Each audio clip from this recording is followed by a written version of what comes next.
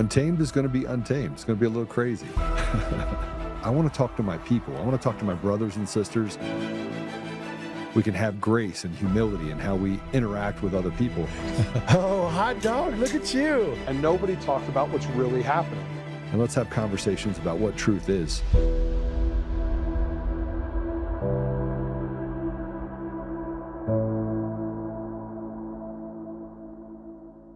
Unfortunately, we're not getting the cooperation that we need. The one that is running things now in the Department of Justice, Pam Bondi sits at the head of it, but the COO, so to speak, the person who actually runs it, is Todd Blanche. And Todd Blanche is failing on all measures. Because of him, we haven't had a pardon granted since May.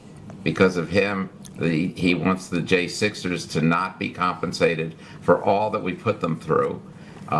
Because of him, we're not getting the things that we need for Dominion machines, et cetera, et cetera. Now, this guy used to be, until January 4th, 2024, he was a Democrat, a registered Democrat. And then he represented Donald Trump on the Stormy Daniels case that any Democrat would have done the same job. But I don't know that this leopard ever changed its spots, because for some reason, everything that needs to be going forward in order to make Donald Trump's presidency work is being stalled intentionally by this man. And it's not because of ineptitude. This is a smart guy. This is a very capable guy. And it's not because he's not capable. It's because he's intentionally doing things the opposite of what Donald Trump has ordered to be done.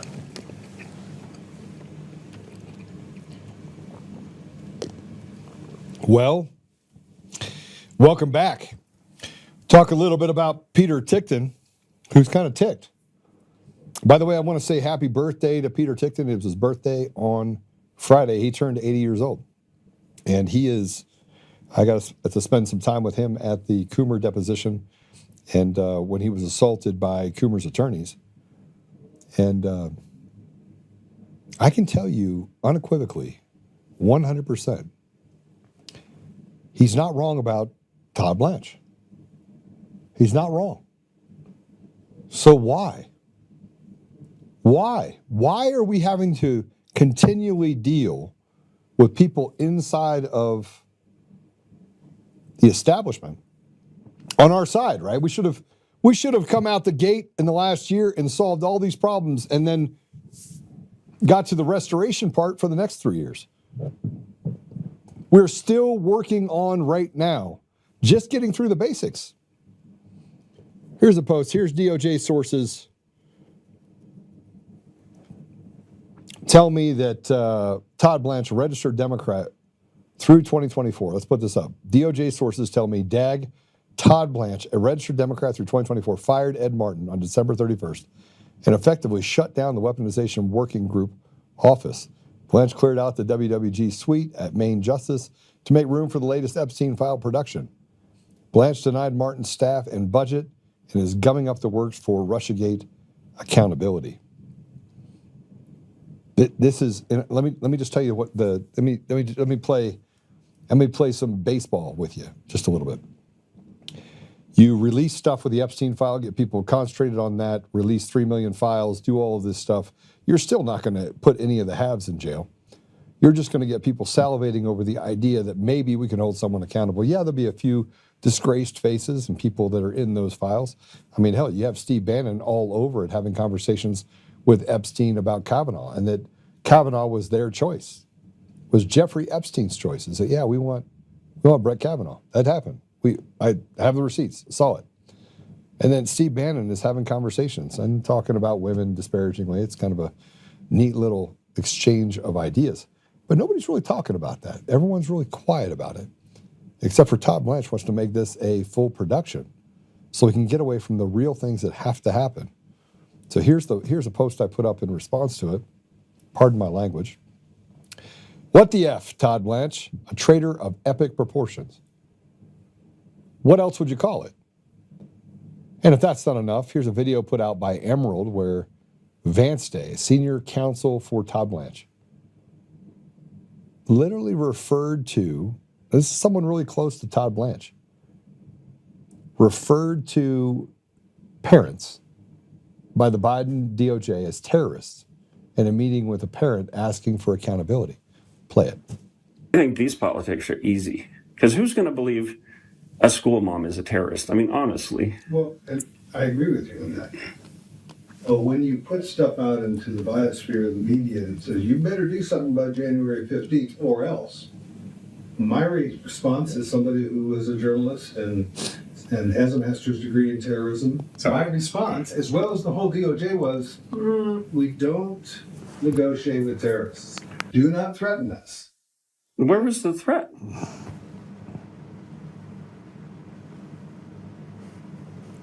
Where was the threat? No, see, what Vance Day is actually saying is, you're a plebe. You're a slave. You're a serf. We can do with you whatever we want. Don't threaten us. I have a master's degree in terrorism. I don't have a master's degree in terrorism. I spent 6 years in the Middle East and Africa. I watched as the lies started to stack up that killed millions of people in Iraq, Afghanistan, Sudan. I can run down the line because our intelligence community decided that they were going to try and look good while they basically destroyed entire societies and didn't respect the sovereignty of other nations. That actually happened. But I'm sure Vance Day knows a lot about that. I think Todd Blanche probably knows a lot about that as well. Here's what that you have to look at.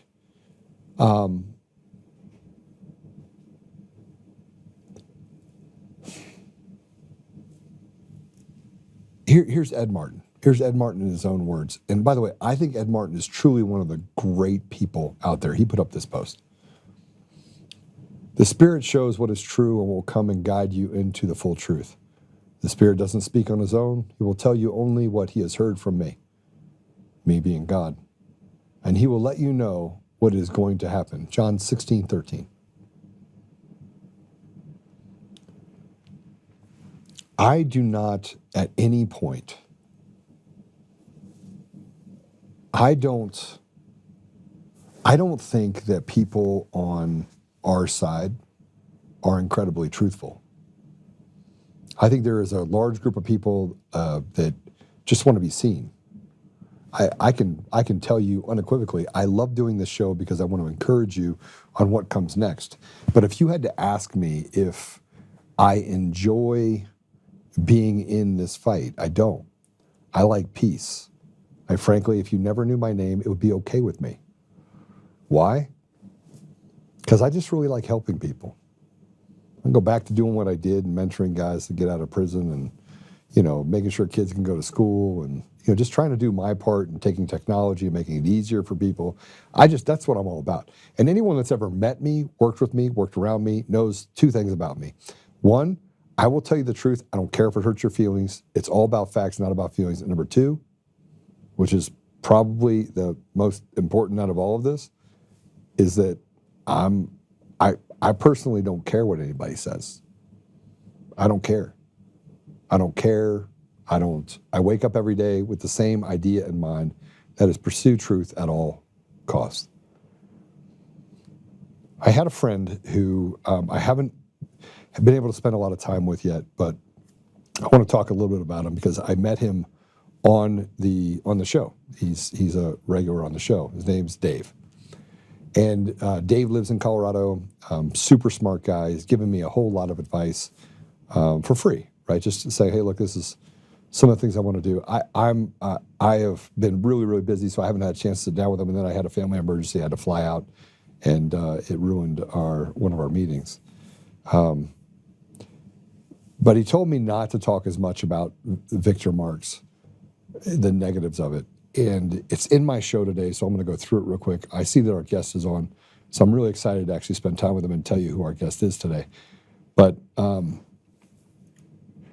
I just want you to know that I'm going to play this video because I believe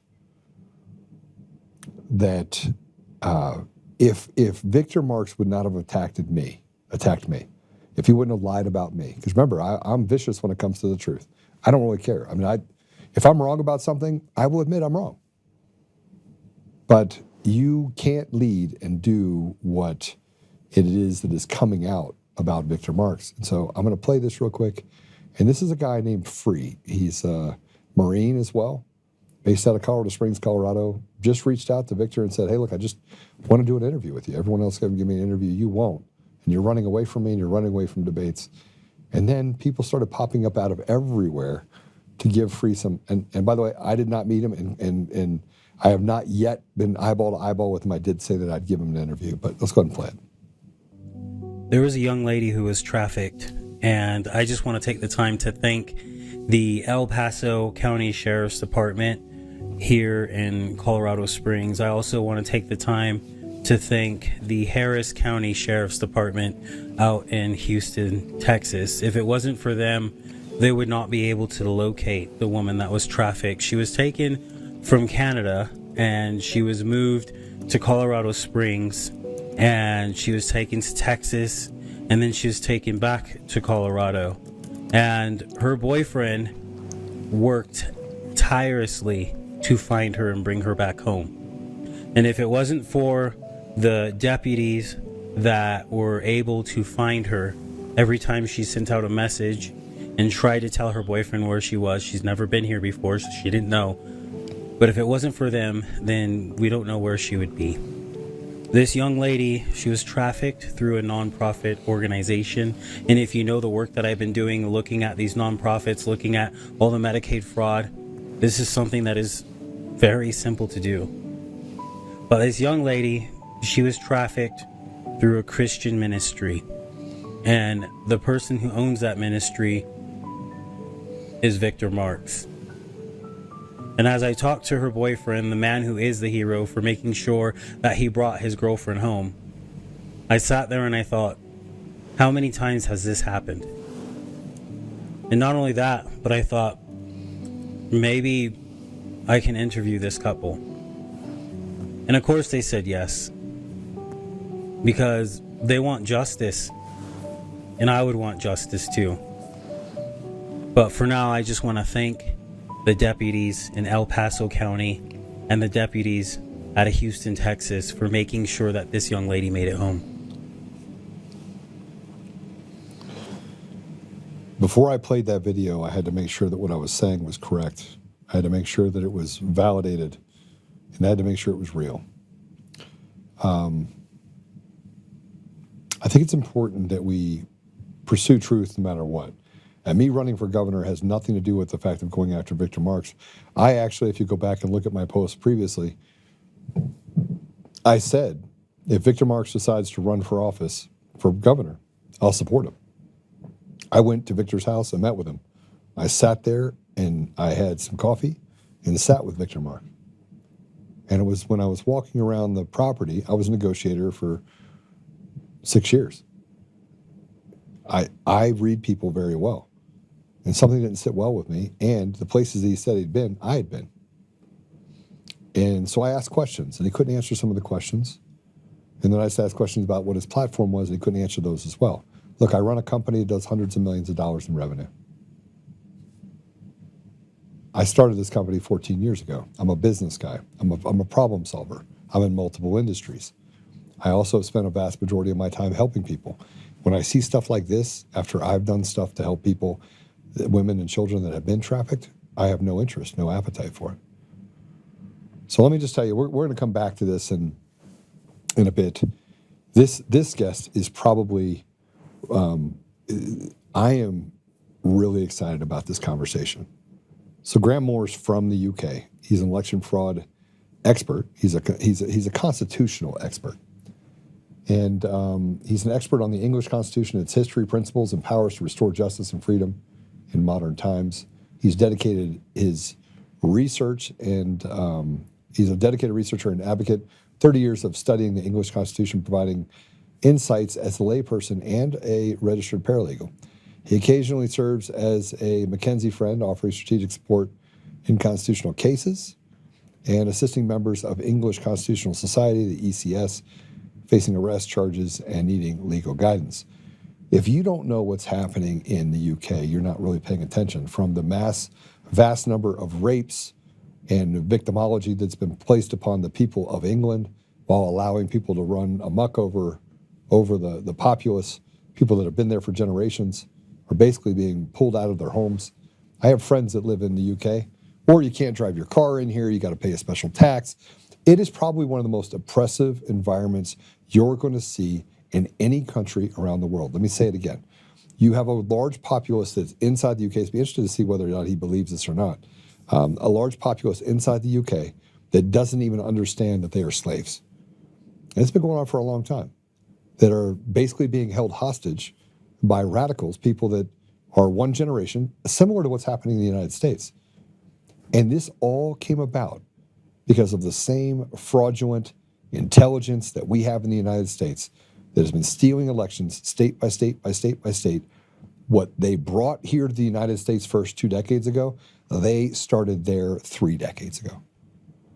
And the systems and the technology that they use in the UK that has stolen the sovereignty of that nation and put police officers on every corner to say it's a hate crime, to speak your mind, to speak what God gave you, the ability to speak your thought. No. They now have thought police in the UK. You can't pray on a corner in public. You can't advocate for for babies being preserved.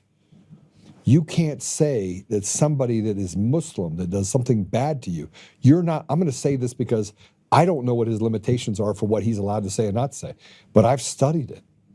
And if you want to know what oppressive is, you can look no further than the United Kingdom, because it literally is they've got to find a way. And I know they're doing it, by the way. I know that they're in pubs. You go back and look at history. They're in pubs.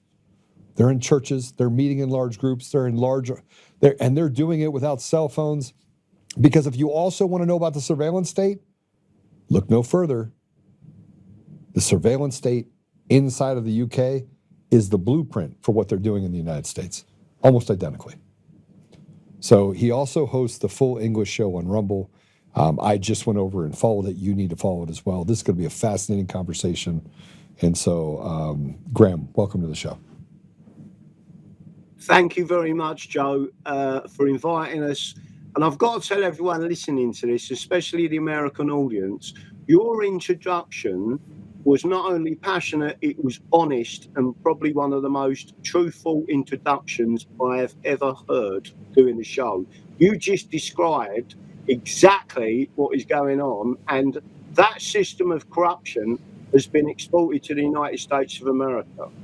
So people need to understand Sadiq Khan is currently the mayor of London because of the Dominion voting machines that were operating in the London election, right? So what's going on now has been exported from England. Well, let's get into that real quick. The Dominion machines, we have whistleblowers from Venezuela, we have whistleblowers from Serbia, we have whistleblowers from multiple countries that were involved in intelligence operations related to the U.S. and British intelligence. It's very important that these machines were used and stole elections in nearly 70 countries around the world, the UK being one of the first. Yep. So just to make sure everyone, so before we get into this, make sure that people understand this simple thing. I am English, not British, right? So Americans sometimes can't get their head around that. It's a bit like saying, are you Russian or are you a Soviet, right? Soviet is British and English is Russian. It's the same thing, right? So once people understand what the basis of what we're doing, England is being destroyed, and it is being destroyed by Marxists and communists because they need to eliminate England because it is the beating heart of the United States of America. Why do I say that? Your constitution came from England, not Britain as British. It came from the English. And when you tell the story of the Constitution, your Second Amendment is our Fifth Amendment. We have a Bill of Rights that was exported to the United States of America. We have the right to keep and bear arms in England, right? I've used the English Constitution in cases, we've got a current one at the moment, where people have got not guilties, and the barristers and the King's counsels and the prosecution have told the people to sack their solicitor, sack their barrister, here is your defence statement, and it hasn't even gone to the jury. The judge in the Crown Court has found him not guilty because they've used their fundamental constitutional right of the right to keep and bear arms. So I just want people to make sure that are watching this. You mentioned pubs, right? Yeah. They have shut most of the pubs. Most of the pubs have been taxed out of existence. And the reason they did that, and during, I don't know what you're going out on, so I have to be careful what I say. I've been banned on most platforms. You don't have to worry about being banned on me. Number one, I will literally sue people just for winking the wrong way to try to take away somebody's rights. So you can say whatever you want on this platform, and I won't. And I have my own platform, and I'm one of the top 0.1% of podcasters around the world. And frankly, I will find a way to get this message out, which I just pushed it out there again to a bunch of people and said, you got to listen to this.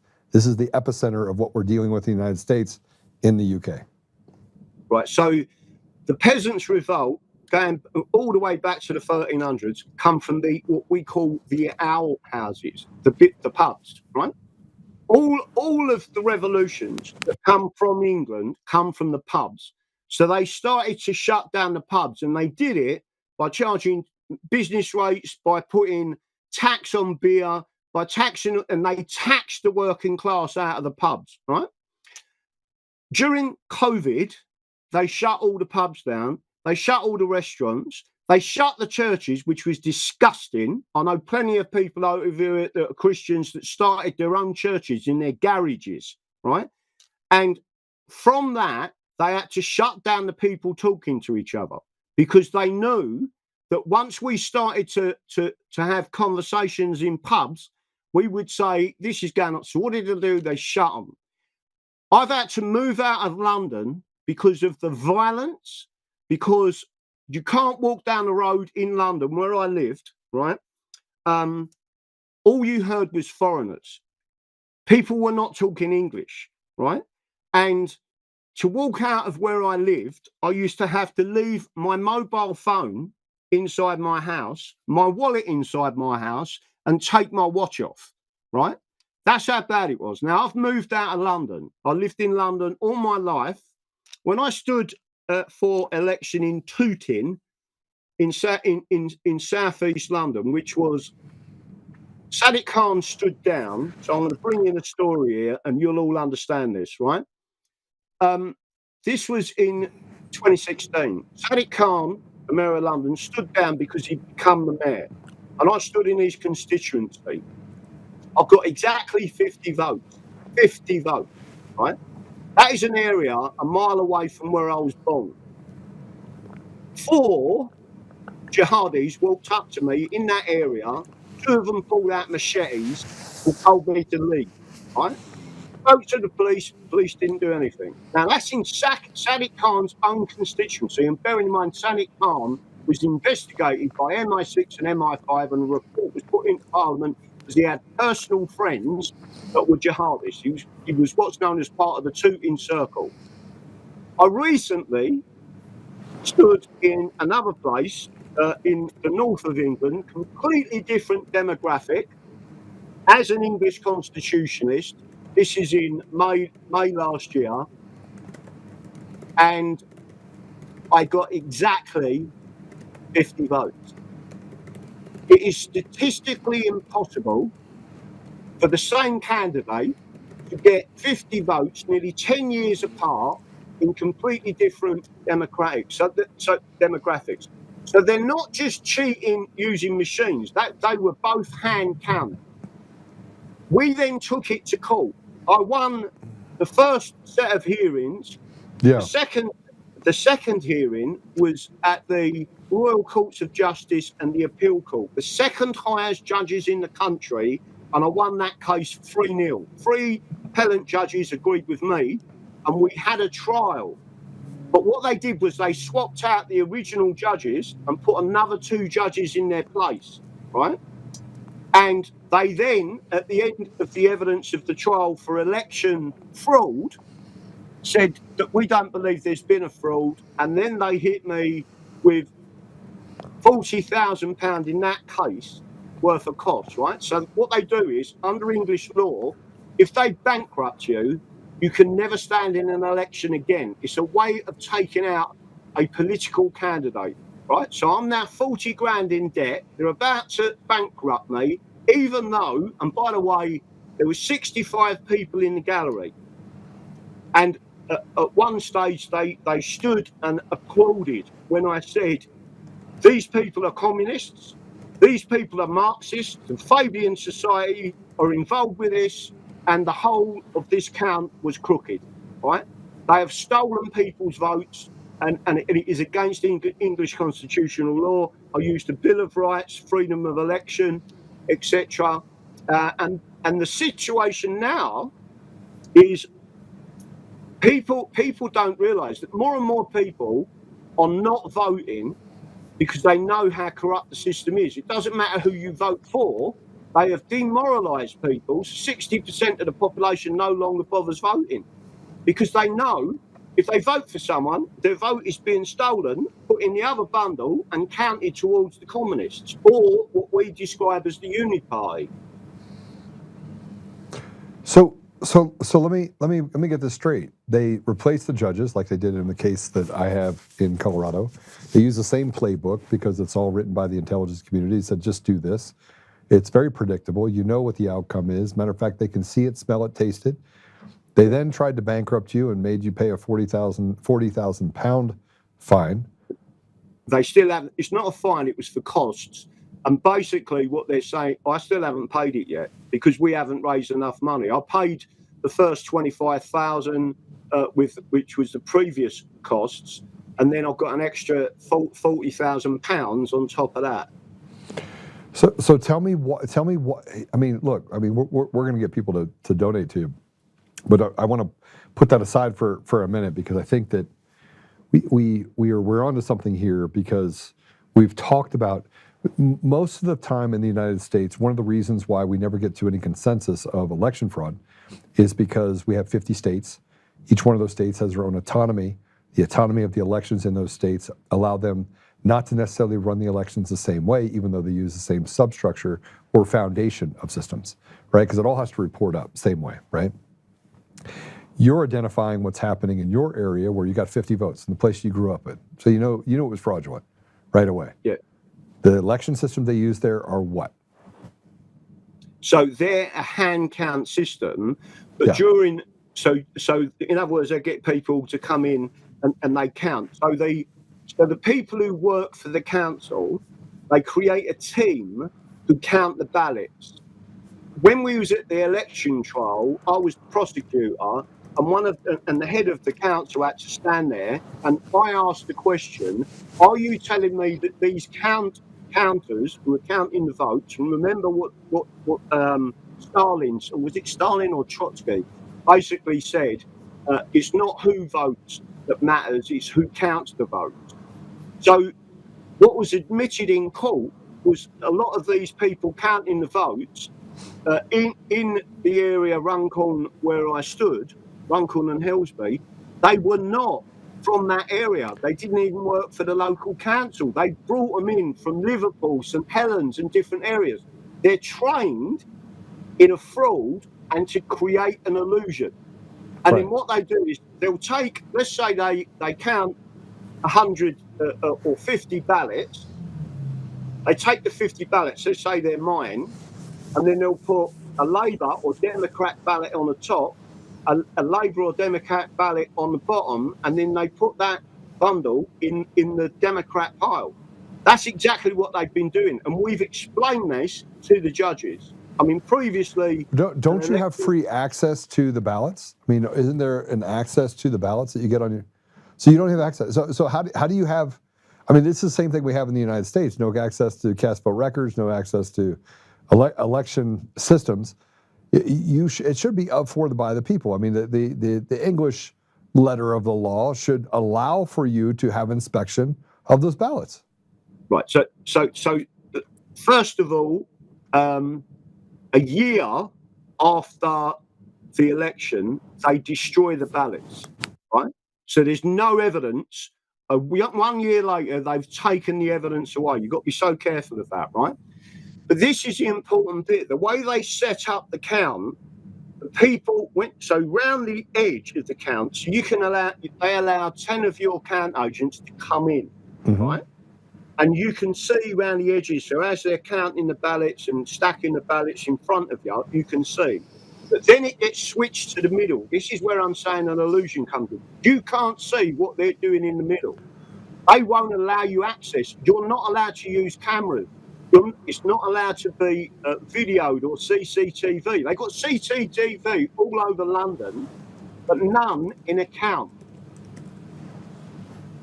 It's just so they train these people. This is how we operate the fraud. They bring the people in who've been trained to operate the fraud.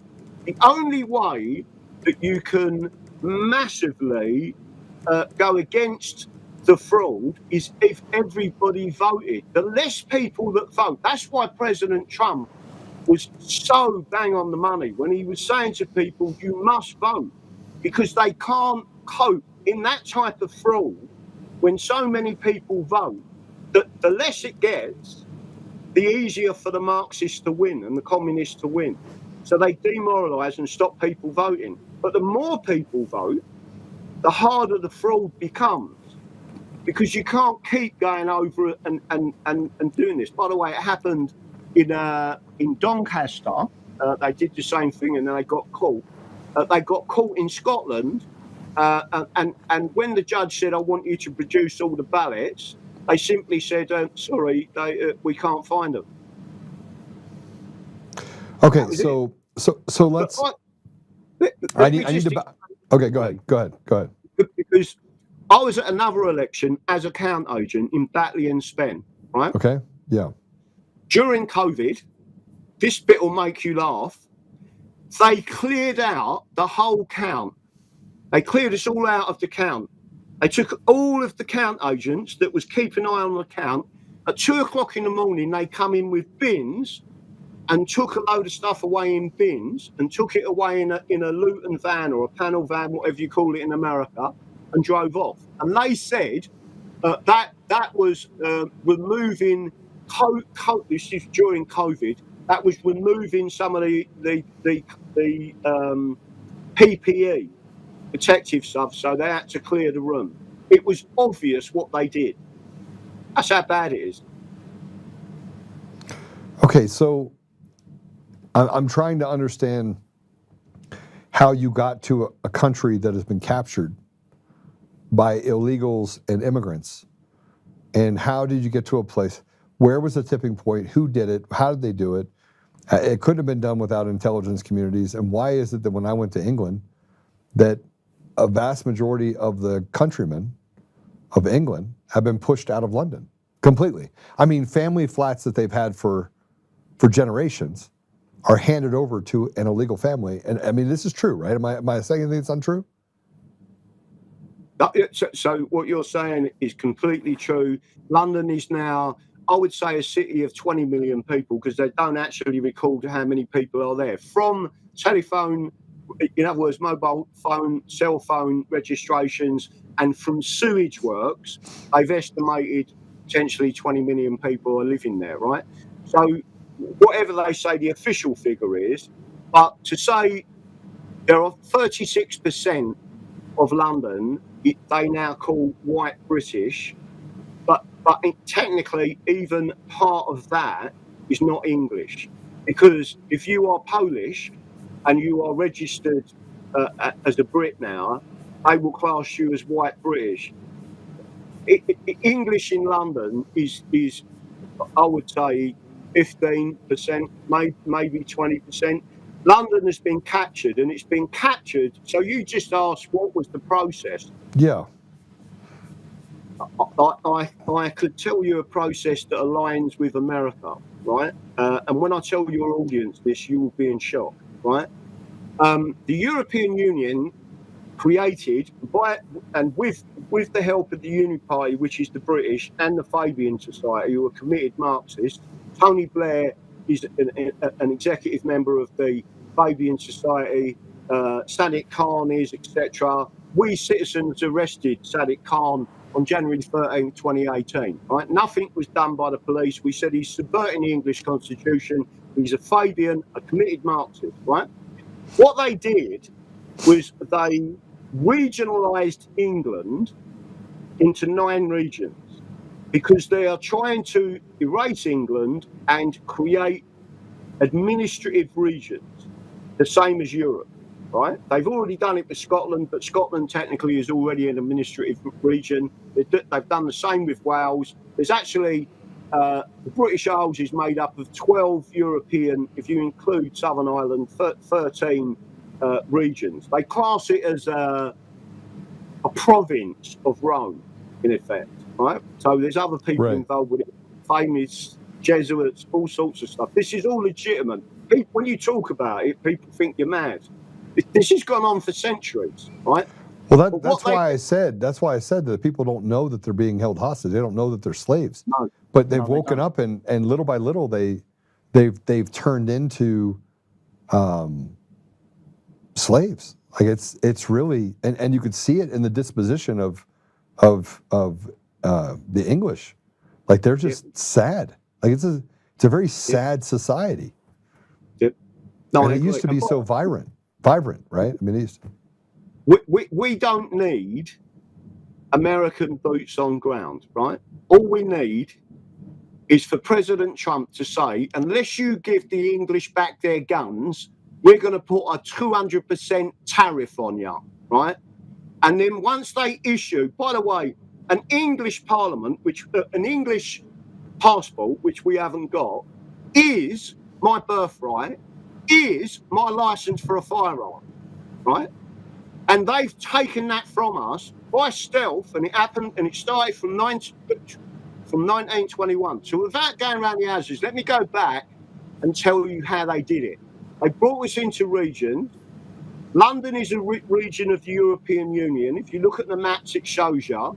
They started that process by bringing in the Greater London Authority.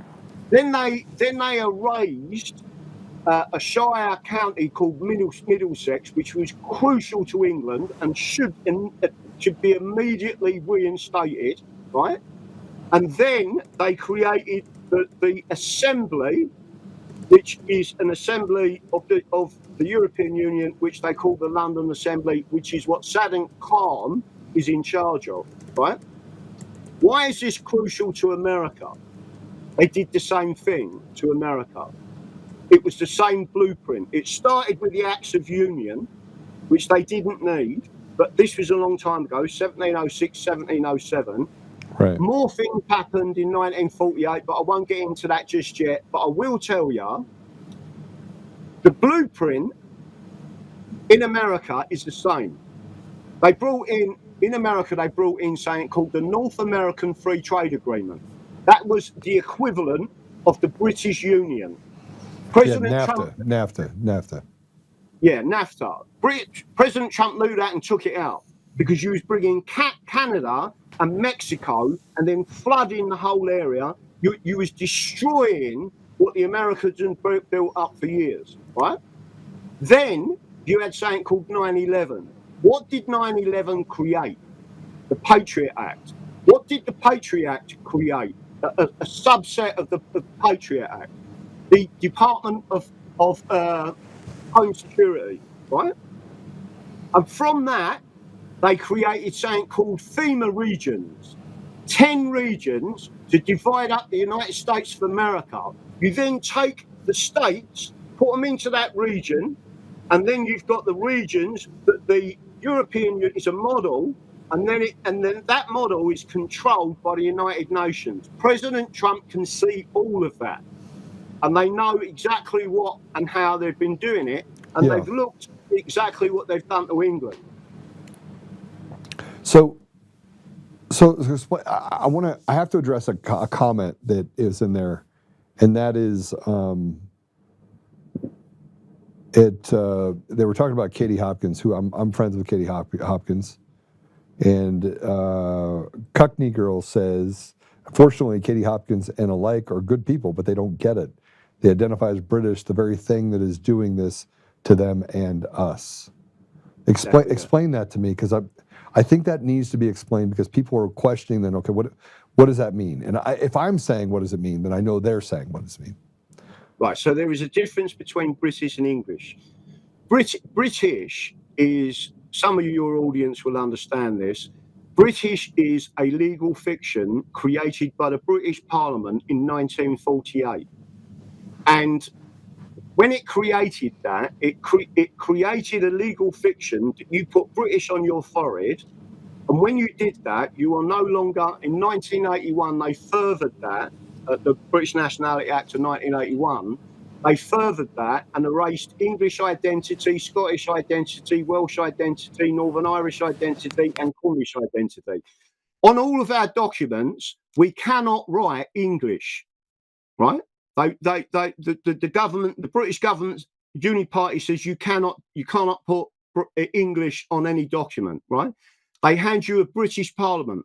So just to make sure everyone's aware of this, in the Soviet Union, you had a guy called Joseph Stalin who created a nationality, and he was the commissar of the Soviet Union. And the nationality that he created was Soviet. So when I went in, for example, to a local shop, and there was a Polish lady behind the counter, and she gave me a British flag because England was playing soccer, I said, "What's that?" And she said to me, "It's an English flag." I said, "No, it's not. That's a British flag. I'm English," right? And then she went, "Well, it's the same thing." So because she was Polish, I said, "Okay, where do you come from?" And she said, "Poland." I said, "Good." I said, "So you're a Soviet?"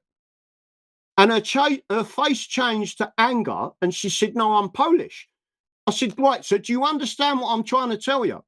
And she said, "I apologize, you're English," right? She understood through that analogy that what she was saying to me was not only offensive to me, but you are stealing my nationality and you are being indoctrinated over many, many years. This goes back a long time. It wasn't always this way. These books I've got behind me, some of them are 300 years old. And it tells you that the Acts of Union was never to destroy England or Scotland, right? But that is what they've done. So getting back to the difference between British and English, when they did a census for the first time ever in 2011, they included English-only national identity. 57% of England said they was English-only. Another 10%, so taking it up to 67%, said they was English-British, right? They're just confused, right? But my point to you is, they then used that information to find out where the hardcore English were. For the men and women who called themselves English, the government then paid £4 billion into Serco, into Mears Group, Clear Springs, for asylum, and they fed that money in and said, "We want you to put people in these areas." So in the Newcastle, Sunderland area, which is in the northeast of England, they flooded that area. Why did they? Because it was 85% English. So by flooding migrants into that area, housing them, giving them money, right? And then they're going around raping the women and children, right? That then watered down the English and raised the British. So when they come to vote, we're being outvoted. And by the way, the BBC, even alternative media, will not discuss this, right?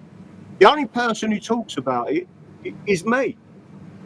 And every time my channels on YouTube, I had nearly 100,000 subscribers, they took me out. I built it up to 25,000, they took me out. Built it up again to 2,500, they took me out. The only place that has allowed me to speak but does not promote me is Rumble. They've never given me a strike. They've allowed me to talk. What about X? Are you on X? Oh, X has taken, not last year, the year before. This is under Elon Musk. I've got just under 10,000 followers, and they took my account out and wouldn't even tell me why. They didn't even send me and I asked them, why have you taken me out? All I'm about is self-determination for England and the Constitution. That's what I talk about. And they wouldn't even give me the courtesy of a response. That was under Elon Musk. So I've had 3 different accounts on there, all taken out. The prior one to that was 15,000 followers years ago. They took that one out. Do you have one now? Yeah, it's called English Exit. Yeah, I've been. Yeah, I thought. I'm following you now. I thought I was following you before. I had seen some of your stuff previously. Okay, so what you're talking about in England versus the British, or the difference between the two, has a lot to do with the same thing that we have here, where people parrot this word called democracy, right? We're not a democracy. We're a constitutional republic. We were never a democracy. We were never meant to be a democracy. They started this in the 70s, and they call us things that we're not, like we're Americans, period. The difference is that they've taken away our identity by saying we should be ashamed to be Americans because we're on stolen land. They've created this victimology. Similar, by the way, it's the same playbook. It's the same playbook that you deal with. The playbook that you deal with on yours is you're not allowed to speak. They've stolen your tongue, right? Is what you're saying. And so they've stolen your tongue. They've taken away your ability to. They've stolen your vernacular. They've stolen the identity of who you are. Doing the same thing in the United States. It's identical. Matter of fact, you know now that there's a small group of people that are actually promoting this all over the world, and it has to be a small group of people because you couldn't do what they're doing without it being a small group of people. And power. Like, these are powerful people that want to destroy countries, right? And if you want to destroy a country, you know as well as I do, you bring in weak, pathetic people that over the history of the world have really never amounted to much, and you bring them in, and then you make the people like you support them. You become a slave, you fight back, you kill those people, and then all of a sudden they've created a different power struggle, and they've eliminated a vast majority of the strong among us, and they've eliminated all the weak people as well. And then they just start the cycle all over again. Well, they stand above and they basically eat Skittles while watching us kill each other. Exactly. Does that sound about right? That it's a perfect analogy. I love this. It's a perfect analogy. Exactly what they're doing. People ask me, where did this all start? And I always say it was prior to the Roman Empire, but the Roman Empire was communism. And then if you explain everything that goes on, I mean, there's some people get upset when I talk about it, but the Jesuits are crucial to this. They was banned from England and many countries in Europe for a reason, right? They are not normal Catholics. Right. In fact, they despise what they describe as moderate Catholics, right? They will eliminate you the same as what they want to eliminate Protestants. And then when there's lots of different control mechanisms that are in place. I mean, I talk about the Jewish mafia, right? And I'll say it's like everyone knows there's a mafia or mafias in America, but you're not saying that every single American is part of the American mafia. That's not the way mafias work, right? But if good people in America start to stand up against the American mafia, you get a bullet in your head. You're gonna die, right? So the same thing exists all over the country. There's a Russian mafia. It doesn't mean everyone I'm talking about in Russia is part of that mafia, but there are control groups that have got a lot of money and they're controlling what's going on. Yeah, so what's fascinating is that I do a lot of reading, and so we've never talked before. You and I have never had this conversation before, so I've never had the ability to understand truly what's going on there, although I read a lot, and I had spent a lot of time overseas. I spent a lot of time there. Matter of fact, the week before that shutdown before COVID, I was there. I was in the UK watching a soccer match, right? A football match. And you had a huge storm that came in and it knocked out a couple of games. So we actually drove to a different area to go watch a match. with Man U, and then I flew home, and they shut the border literally 5 days later over COVID. So I've spent a lot of time in that area, and I thought to myself before COVID that it was strange that the people in the UK were sad, because if I go back 15 years, they weren't sad. It's quite different. Yeah. And now it's so oppressive that it's nearly impossible to ignore. I haven't met anyone that is awake in the UK that feels that they're not under a sovereign system of slavery and indentured servitude.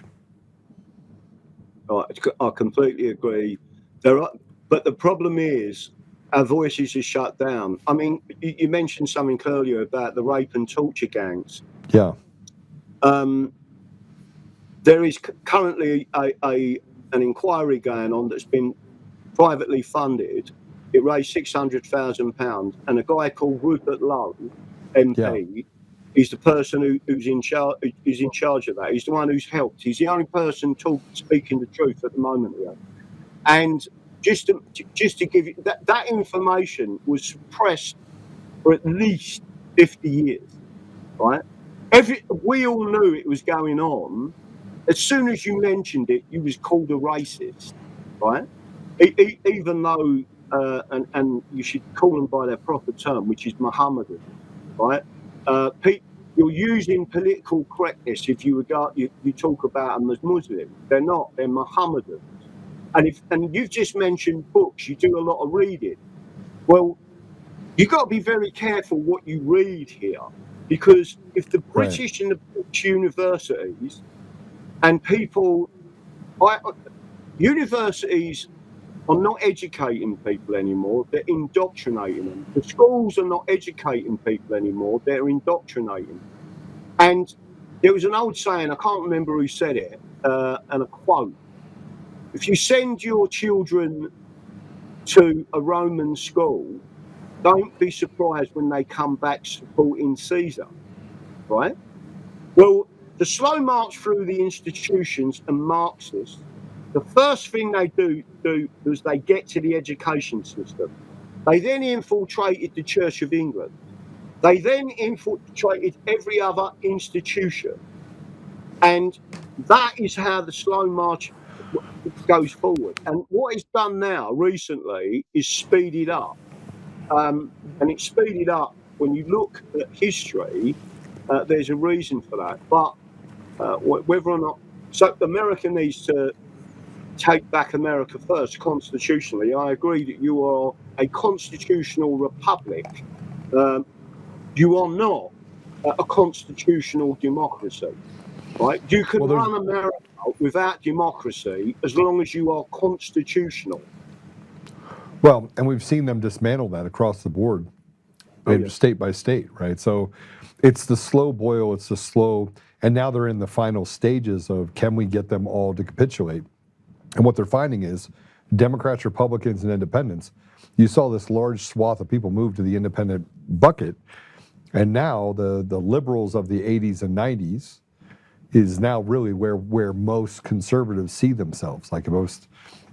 And it's okay to have liberal ideas that allow for us to, I think we moved past racism in the 80s and 90s. Talked to Kyle about this yesterday, and got to a place where we don't care. Like our generation, my generation, your generation, we don't care what color you are.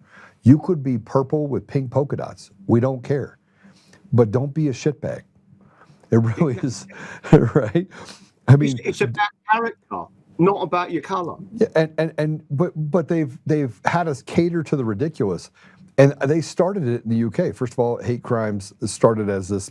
They said back when they started these hate crimes for thought crimes, for what you said, they said it was to prevent people from inciting violence, not from speaking their mind. Now that moved, and they said it was going to be a slippery slope. They said a slippery slope, right? But here's what's happening that I don't think that the human condition that they understand. I think people in the UK are ready to hang people in the streets from corners. I'm just telling you. Like I know enough of these guys that are having conversations They want to massively wipe out these people. And I'm saying that very harshly, not that I want to do it, but you said that the U.S., we have to take it back. There are people like me in the U.S. that are not afraid to die. On the way, by the way, on the way to work today, this morning, I got a text message on which I don't usually check this, but it was on TikTok, and it says, "You won't make it to the office." So there are people that want to silence everything that you're saying. Now they're doing it through technology and just the basic laws you have there, right? Yep. And we have it here. But now I need to ask you the question. We were based off a constitution. You're based off of a constitution. You have a constitution in the UK that's being violated every day, right? An English constitution. There's no such thing as a British constitution. There's no such thing as British law. So if that is the case, I am not trying to incite anything against the UK. I am not trying to incite anything against the leadership that's there. I'm simply making a simple statement. If that is the case, how close is the UK in all-out civil war? Because it feels like it's as hot there as it is here. So I have to be careful with what I say. This is speculation. This is speculation. I wanted to set it up as speculation. Can you feel the heat? Can you feel the heat? Oh, listen. When I was living in London, I don't live in London at the moment. I live in Devon, right? So I only moved here 6 months ago. The windows on my car were smashed. My car tires were slashed. The wheel nuts on my car were loosened. There were lots of things that they was trying to do to me, right? The problem that you've got is the Fabian Society and the Marxists want to cause a civil war because it is the only way you can create a convention parliament to rewrite the constitution. So we've had 2, I think 3 convention parliaments in England in history. Well, hold on a second. Hold on.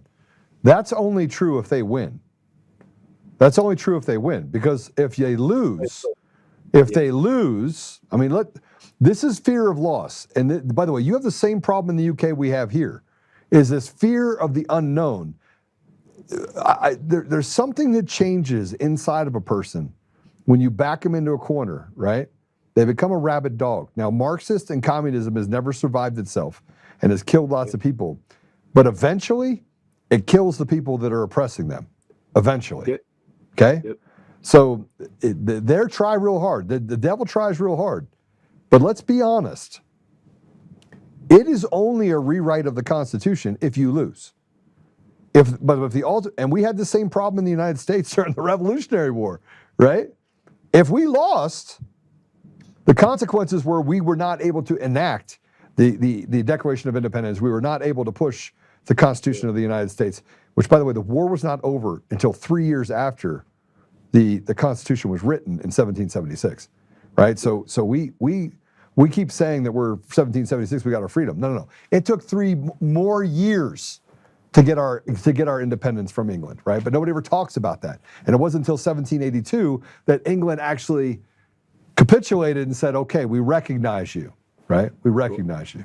So let me, this is important that I correct a couple of things. And you're not doing this deliberately. You're doing this because of what you've been taught, and especially your system, right? So people need to understand this in America. It wasn't originally the people that left England and we went to America, even if you talked about the Mayflower, and it was prior to the Mayflower, right. Who landed in America. They were English, right? The British didn't exist until 1706, 1707, and the dominions, the English dominions, Virginia and others, Pennsylvania, etc. So four of them states are still technically part of the Commonwealth, right? What people don't understand is they were English dominions, but they were not oppressed and suppressed in the same way. There was a Bacon Rebellion, right, which happened 100 years before 1776. But my point is, within 70 years of the British taking control of Great Britain, that oligarch, that regime, attacked the Dominions and in effect was treating them as colonies. And there's a difference between a colony and a Dominion in law, right? So people talk about England. The main people that, and again, Thomas Sowell is one of the guys that absolutely spells this out. He said the main group of people that attacked the colonies or the English migrants were Scots. The Scottish regiments were the first ones to attack, right? So when people understand, and I'll give you another example, when we had a major rebellion in 1819 in England, in a place called Peterloo, just outside Manchester, 70,000 people stood up and said, we're going to withdraw tax, we're not giving you no tax, and we want the vote, because we weren't given the vote, right? The British drew their cutlasses and killed 19 of us, charged us, they bayoneted a baby in arms, right? Killed the baby, killed these 19 people, and no one ever mentions it. They're like, how many people were there, Graham? How many people were there? 70,000. All right, so let me just tell you what happens real quick to people with bayonets when you have 70,000. Will 19 die? Yes. Will 100 die? Yes. Will 300 die? Probably. Will 500 die? Yes. But you know what happens when 70,000 people march over the people with bayonets? Sooner or later, everyone with a bayonet gets the bayonet. Yeah, right. I agree. And it is a saying that I think we live by. Those that live by the sword die by the sword. Those that enslave people sooner or later become the ones that become victims of the slaves themselves. And we have to. I don't know what has drawn me to 5 years ago get involved in all the things I got involved in that led me to the election fraud. But I can tell you this, I was never making it out of this life alive. And I know that a baby lost its life. And I know that 19 people died. And I know that nobody talks about it. But let me tell you something, if those 70,000 people would have marched on the people with bayonets, the people with bayonets would have been stomped into the ground because there wasn't enough of them.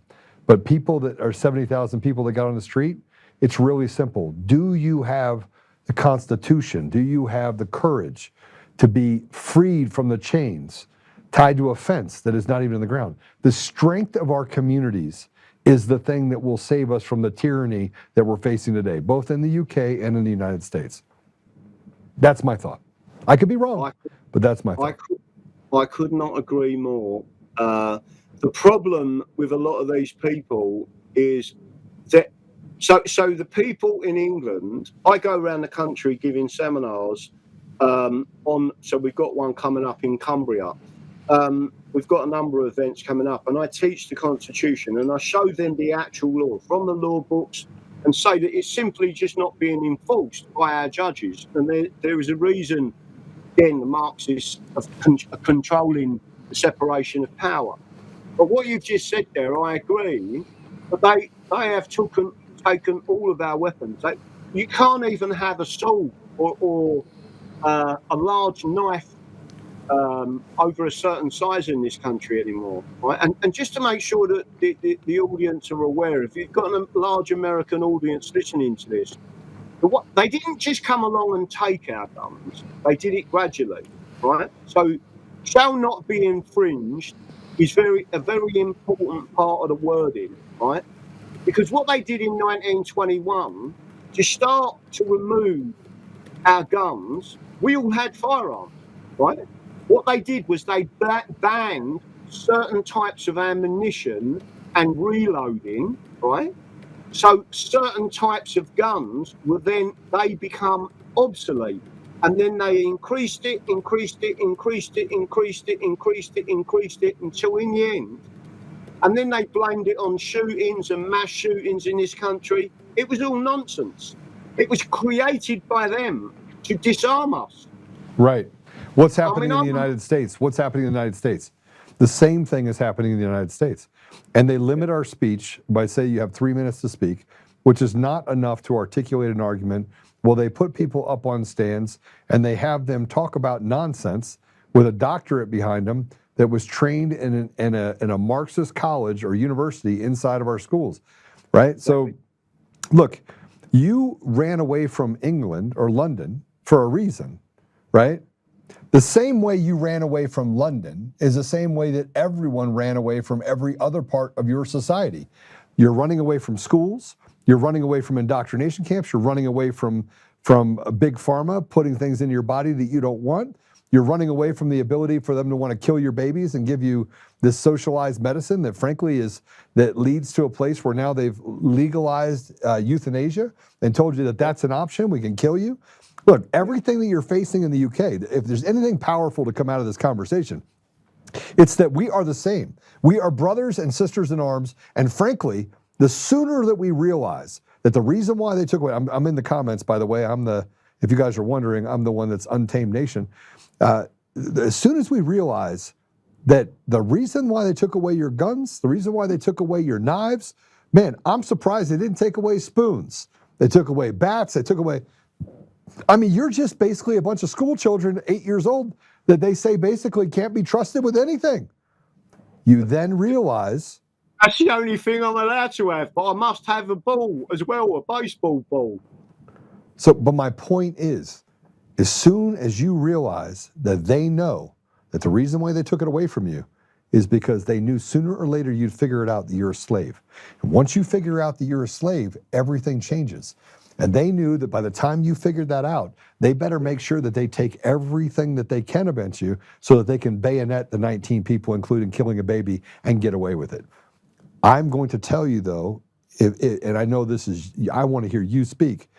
I want to encourage you that when you're out there talking, that courage is more infectious than fear. And those 70, if you want to see what I learned about January 6th, I learned in January 6th that they were afraid of their lives because the American people showed up in number because of stolen elections. If we have that same fervor and that same ability to be selfless, and you guys are the same thing, if you're selfless, you can eradicate all these people. And I don't mean kill them, I mean run them out so that you can return to a place of sensibility and restore the churches they've closed, God in your community, and that smile on people's faces that was there a long time ago when you had, what was that guy's name? Hugh Grant? When he was doing good movies. Hugh Grant was doing movies. Well, so let me just add a couple of things to what you said. So for the American audience in this, most people think that they love Nigel Farage. I'm going to tell you now what we call him. As constitutionalists, we call Nigel Farage, and listen carefully to this, Benedict Arnold. So if you know anything about your constitution and your history in America, you will know that Benedict Arnold was the guy who took 10,000 guineas, right, gold guineas from the British, and a 16-year-old woman as his wife to betray George Washington. And he was classed as a traitor. He basically had to escape from America. He come back to England, right, or the British. He was then shunned by the community, the business community. He had to leave. He went to Canada. They shunned him as well. He come back. Benedict Arnold and his wife are buried in an unmarked grave in Battersea Cemetery in London, right? And what I'm trying to say is Nigel Farage is Benedict Arnold, and I think that President Trump now knows that he is not a good guy, he's one of the bad guys. And again, let me go back to the census of 2011. What that census said was the British, so it asked what nationality you was, were only 19% of the population, and half of them are foreigners, right? So the English can take back England, the Scots can take back Scotland, the Welsh can take back Wales, and the Northern Irish can take back Northern Ireland. By the way, the Northern Irish are more English than the English. They stand up for the Bill of Rights. They stand up for King Billy that give us the Bill of Rights and give us the Declaration of Rights and the Declaration of Reasons.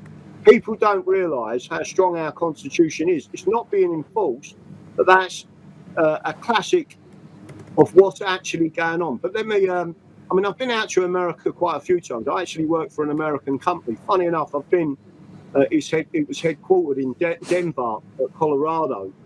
Yeah. And all the people I know, and I know loads of Americans, I go out there quite often, most recently in Texas and in Georgia. When I go What to part of Texas? What part of Texas?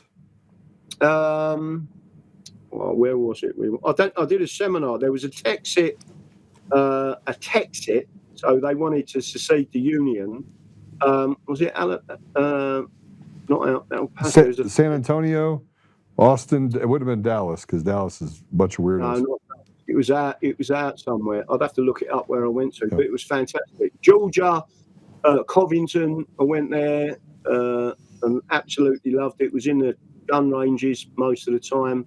The only place I had a bad experience was in just outside Seattle in Washington, where I walked into what we call a dive bar, was wearing a Trump T-shirt, and the guy behind the bar said, "You want to leave because they won't tolerate you in here." And I couldn't believe that. I was shocked. Yeah. So that's what you experienced in Washington is the state by state sedition that has happened, stealing elections, indoctrinating people, creating this indoctrination at the education level, and then using the media and the density that they have in the black robes, the rotted judiciary, in order to enforce persecution against Americans. Yeah, no, again, when I see what's going on in America, I mean, I love America, and your constitution came from England. It's not British, it's English. And even the things that you put in place out there, the electoral college, the people were clever enough to know that the cities would start to expand, and they needed to give a method of making sure everyone was equal, even in the rural areas. So they created the electoral college, which we haven't got in England. There's so many positives to America. I mean, again, it's not America, the United Independent States of America. Yeah. It's not the greatest landmass in the world, and it's not the greatest opulence, but it's the greatest nation in the world, and it's been created by the English Constitution and by the ancestors that understood they wanted to live by the word of God and Jesus Christ. That's it. Leave us alone and we'll get on with it, and we'll build the nation. And again, if you look at what the White House did recently, when I say recently, within a month of actually taking office, they sent out a tweet and they said, our national language officially is English. They didn't say British, they said English. And then they sent out another one and they said that the Bill of Rights was written in English. Right? So when I talk to Americans, that's what you've got to understand. There is a difference between the British and in English. Within 70 years of creating the British, right? So in 1707 it was created. Within 70 years they was attacking us in America. And they've never stopped attacking America. That they won't stop unless you take them out. So when I say take them out, I'm not talking about English, Scots, Welsh and Irish.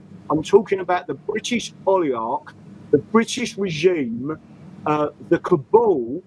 They need to be removed. And you're not going to do that with Nigel Farage. Okay, so I need to, I got more questions for you because I think that your demographic change has happened. The people that have been there for generations are being basically thrown out of their own land without one shot being fired. Okay? Correct. I'm sitting here watching the comments of some of the people that are from the UK, the English. I'm going to call them the English, out of respect for them, right? Because I believe that I'm English, not British. I see that. It's actually somebody's call sign that they're English. Even if the sentiment that is shared here is shared by the generational countrymen, and I'm not talking about white people, because you have Indians that have been there that feel the same way. I have a friend that's an Indian, right? He's from India as far as he's of descent. He feels the same way, right? He feels the same way. His family has been there for 4 generations, okay? Yeah. Even if the only thing that you lack is organization. Am I wrong?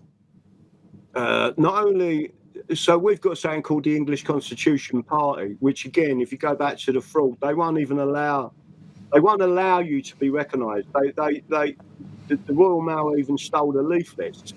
The point I'm trying to make to you is we are so oppressed. It's just like the Soviet Union. They won't allow you to organise. So I go around the country and I do seminars and teach people the English Constitution and how we can fight back. But again, even my events have been cancelled at the last minute. Once you set them up and advertise them, all of a sudden they come along and they say, no, we're shutting that down. So they don't allow us to speak. The only place I can generally speak is on Rumble. Even on Twitter, my account is oppressed and suppressed, even the one I've got now. I should be at 50 to 100,000 followers on there. But as soon as you get to a stage, they'll take you out. And by the way, the censorship on Twitter or X or whatever is still coming out of London's office, Twitter office. They will not allow anyone to speak about the English. Okay, so by the way, there's a comment that was made is that we have a problem with organization in the U.S. too. And so how we resolved it, and I'm going to give you some ideas here because I really want the British to hear what the English are thinking for a reason. I think you have an opportunity here because there's people that are listening that I just got a text message from a friend of mine who's in the UK that found this on X and said, Joe, Graham's a great guy. Like I went to a seminar with him. So the thing that we decided that we were going to do is that we understand that Rome wasn't built in a day. You guys have been going through this for 3, 4, 5 decades, right? This is a slow boil, right? We built a thing called the Brotherhood. And the Brotherhood, we have these little rings. I don't know if you can you pop in on that ring? Pop in on that ring if you can, guys. Can you or no? All right. So one of the things about the English is that there are men and women of faith, right? A lot of Catholics, right? Yep. And so we decided that we were going to build a brotherhood. See if I can get it to move it over for you. And so we have these rings, right? Now you'd say, Joe, why have a ring? Okay, go ahead and put it back down. Why have a ring? You have got to figure out how to build a brotherhood where I am my brother's keeper means something. That's biblical, by the way. It says we must put on the full armor of God. And when people decide that they're not as interested in the next breath or in surviving it, because you weren't going to survive it anyway, something happens. And I know that this is the case because I have people every day that I'm talking to about why I wear this ring. Now we're starting to make sure that men are men. And by the way, this is not anything against women, but you've got to get men. You've got to get able-aged men. Like women can support it. Man, if you have some that want to fight, great. But putting a woman inside of I'm not built that way. I'm still built where chivalry is not dead. And I want to be able to protect my wife. I want to be able to protect my daughters, your daughters, our wives, our mothers. I think it's sacred ground that we should be on when it comes to women, right? This whole feminist deal, you can throw it out the window as far as I'm concerned. It doesn't mean that I think they're stupid.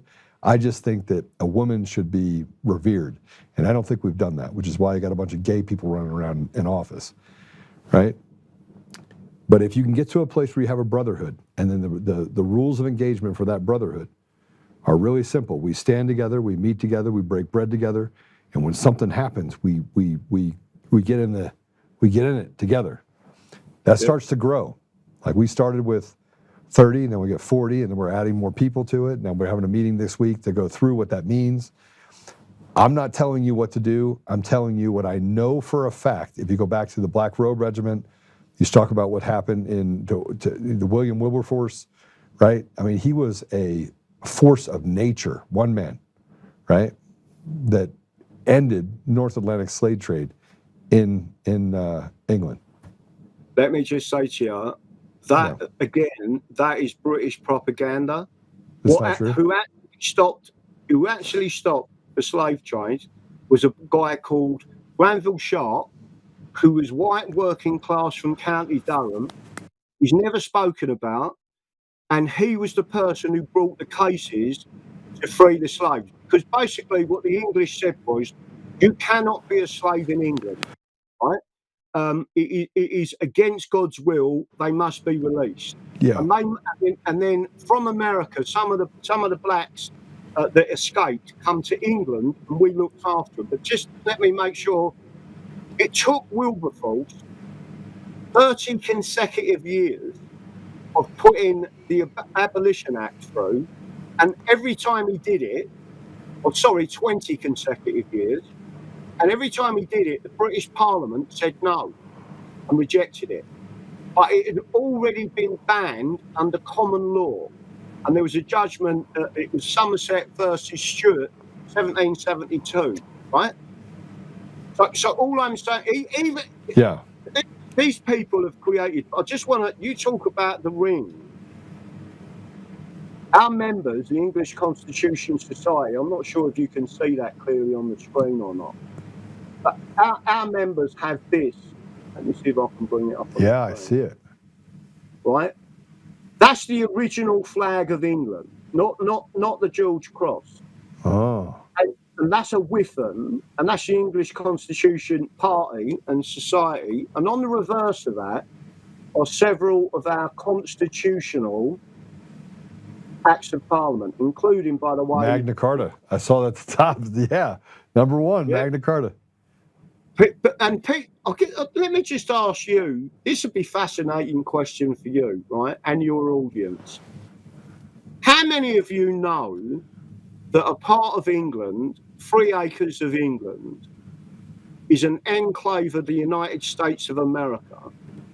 And when I say enclave, it was given to the United States people by Her Majesty the Queen and Parliament. And that enclave is 100% covered by the American Constitution. Are you serious? Absolutely serious. And that's what causes a problem for the Marxists, right? 3 acres of Runnymede was given to the American people by Her Majesty the Queen and the British Parliament. It's called fee simple absolute. We have got complete and utter sovereignty of that land. I have been on that land. It's where the JFK Memorial is, where I have said prayers for President Trump. If you go to my website, or not my website, sorry, if you go to Rumble, go to the very first video on Rumble on the Full English Show, and you will see us at Runnymede, where the Magna Carta was sealed. That site has been given, for 3 acres, been given to the American people. It's known as an enclave in law. Russia has an enclave, for example, in the European Union, which of course is a massive problem for the European Union. But when we was there, and I was talking to the very large crowd of 300 people that had come along, we said a prayer for President Trump, for the people of the United States of America, and just to make sure everyone's clear on this, the Kennedys, 3 armed police, British armed police, come up there. 3 armed police. Bearing in mind, technically, we've got an unarmed police force. That is not correct, by the way. They come up there, and one of the guys with us was ex-Special Forces, and walked up to them. In fact, he was SAS. And he walked up to them and said, "Why are you here? Why have you got firearms when we are praying?" And they said, "We've just come up to take a look." So he said to them, "Leave." This area is covered by the United States Constitution, and we have constitutional rights to be here and say what we need to say. Now leave. And they left because they knew that that was covered by the American Constitution, and they left. Right? So people in America need to understand there is an enclave in England running me just outside Windsor Castle, right? That is owned completely by the people of the United States of America. So can I come there and get 3 acres? Well, you wouldn't get the 3 acres. But you used to go on there. I'll give you an example of what I did constitutionally. Well, I need to ask you a question before I lose this question, because it came from, I'm English, not British. It said to ask you, who's complicit in the regionalization of England? What happened when you void the Acts of Union 1707? What is the 134 Torture Act? Oh, right. So there's a number of parts to that. So if you void the Acts of Union, you take England, Scotland, Wales, and Northern Ireland, in effect, actually Scotland, Wales, and England back to being a brotherhood of nations and not controlled by a British Parliament. So you go back to an English Parliament, you would then go back to counties. What people don't know is that the United States of America was built on an exact model of England. Right? So the United Independent States, our shires and counties were independent, right? To a large degree. They're still covered by the Constitution, but you could do what you wanted as long as you didn't cross the line with the Constitution. It's the same as America. The next question was, I think, who can be made responsible, I believe, or who were these people? The answer is the British, the European Union. They was never allowed to create what's known as the European Union and take us into it, because it's against the supremacy clause of the English Bill of Rights. We all know this, and when I go around and talk to people, I show people the supremacy clause, and we're not allowed to have other people governing us anyway, right? But the next part of that was about the rape and torture gangs. They're not grooming gangs, that's nonsense. They're rape and torture gangs, mainly carried out by Mohammedans. And the major point is that if the state has acquiesced, omitted, acted, or consented in any way to white English girls being raped all over the country in the last 50 years, and you can show evidence of that, they can be prosecuted by the Criminal Justice Act 1988, Section 134, torture. They are the 4 key elements to it, and on indictment and then being found guilty by a jury, it is a mandatory all-life sentence. Because that was part of the UNCAT, which is the United Nations Convention Against Torture, universal jurisdiction was agreed between British and, for example, America. And if the British do not prosecute it, those prosecutions can be brought in, for example, Texas, with agreement with the Attorney General, United States Attorney General, and the Texas Governor. Them cases can be brought in Texas. They can be found guilty by a Texas jury once they've been shown the evidence. And if the British do not extradite them people and send them out to America, you can send in a team and extract them, and they will serve their sentence in America. And by the way, for any Americans out there thinking to themselves, we don't want to pay for your criminals, I agree. What you would then do is get the Crown to pay for that imprisonment.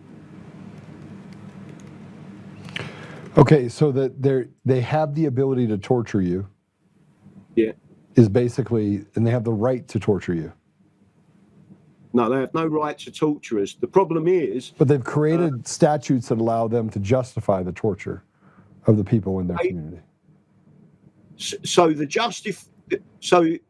what they've done in particularly in England, and it is mainly English white working class that have been raped all over the country. I mean, one again, it came out in the inquiry today. One 11-year-old girl was raped by over 600 men. And by the way, this was her father telling the story, right, at the inquiry.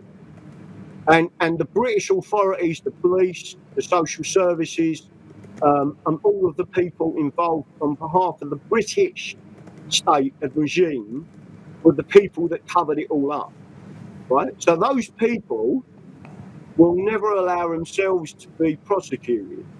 Right. So there is an external mechanism known as universal jurisdiction that the British signed up to, where we could prosecute them people in the United States of America. That's what I'm saying. But again, if people think that we haven't stood up in the past, I mean, I've been on marches when I was 16 years old. The British are not listening to us. Yeah, I don't think so. I mean, I'm just going to give you my thoughts based on being away. One, there's a lot of people like you that are saying these things that I've been following for years. There's also other people like Katie Hopkins that, you know, talk about semantics, and we'll talk about these issues and come to the United States and speak about them. And she'll do it in pubs and places around England as well. She's been ostracized. But there isn't a lot of cohesion amongst leadership in your thought pattern, like what you think about. But I see. And I say that because my friend just said that he came to visit you and they went to visit someone else, and there's not a whole lot of times that people are together and you're having these thoughtful conversations collectively, which shows unity. And I think one of the biggest issues that, and again, I'm going to steal the text that I just got from Arthur, so I'm sorry, Arthur, I'm going to quote you here. He said that the unity amongst the people is because there's no unity amongst the leadership. So there's no ability for them to have cohesion around an idea or a principle that gets passed, maybe doing a protest, that allows for them to protect each other, because there are no rules for people to know how to act or interact or to stand up for each other, right? So everyone's very independent in England, right? It's very independent. It's like herding cats. Yeah, so I'm, you know, the psychological part of being strong and being smart. And the English are also very smart people. You're keen on things going on around you. You can see it. You might not say anything about it because, frankly, if you say something, you're liable to get thrown in jail for it, right? And they prove it over and over again. But in order to get to a place where you have cohesion, you have to have cohesion in leadership, right? So you have to have people that are willing to stand together. So, and Arthur's just said, he said, listen, I'm stealing your text, Art, so I want to have you on so we can maybe have a conversation. He says that the people don't really know where to go. They know what the law is, they know what needs to be done, but there isn't a lot of courage that is exuding that say, okay, here's our rules of engagement. Yeah. And you have many soldiers that got out of service, that left service, that are very disenfranchised right now, right? So the major. So you've just mentioned Katie Hopkins, right? Mm-hmm. She's alien to me. She regards herself as British. These people have been so badly indoctrinated, and a lot of the veterans now, and I know many of them, for certain reasons, that are being prosecuted by the British for operating in Northern Ireland, Iraq, and Afghanistan, right? And some of them are special forces. They're being prosecuted by the British, and yet they still say, well, the ones I talk to don't, but they still say they're British. And I've said, listen, you need to snap out of this indoctrination. It's like, just to let me finish this part of what I was trying to explain about Stalin. People don't realise that the Soviet Union was disbanded by a stroke of a pen in 1991. Russia went back to being Russia. It never died. The spirit of the people are rising again, not in a bad way, in a positive way, and in Christ. That is what they're doing. They're showing the world that they still are Christians, and They are a nation, a natural group of people together, a tribe, right? What I'm trying to say to you is 20% of the old Soviet Union, through indoctrination of their mind, still refer to themselves as Soviets. Right. Because of the indoctrination of the mind. It is completely evil, right? And that's what they've done to these people in England, Scotland, Wales, and Northern Ireland. But when I speak to people and walk up and say, what nationality are you, British or English? The majority of people, especially outside of London, say, I'm English. Right. When we go back to that 2011 census, British were a minority, and half of them are foreigners. And when I talk about foreigners, you mentioned someone you know who's an Indian who's been here for 4 generations, right? The English put a clause together in something called the Acts of Settlement 1701.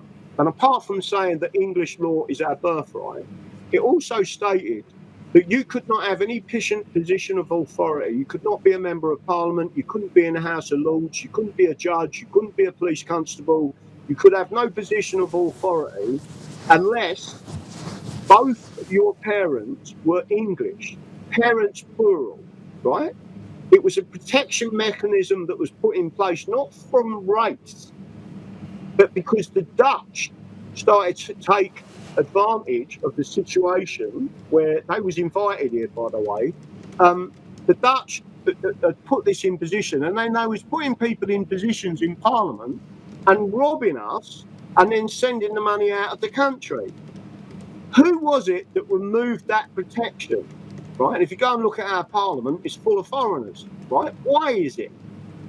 Because the British Nationality Act of 1948, Schedule 4, removed that protection. This has been a steady process and plan to destroy England. So getting back to what that, I think it's Archanaut who's out there, right? Listen, it is difficult. We have got an organisation. Let's say there's 1,000 of us at the moment, right? So we've got membership of the English Constitution Society and the English Constitution Party. There's over 1,000 that are registered. There's more than that, right? My point is we're all volunteers. You can't, the people with money are not funding us.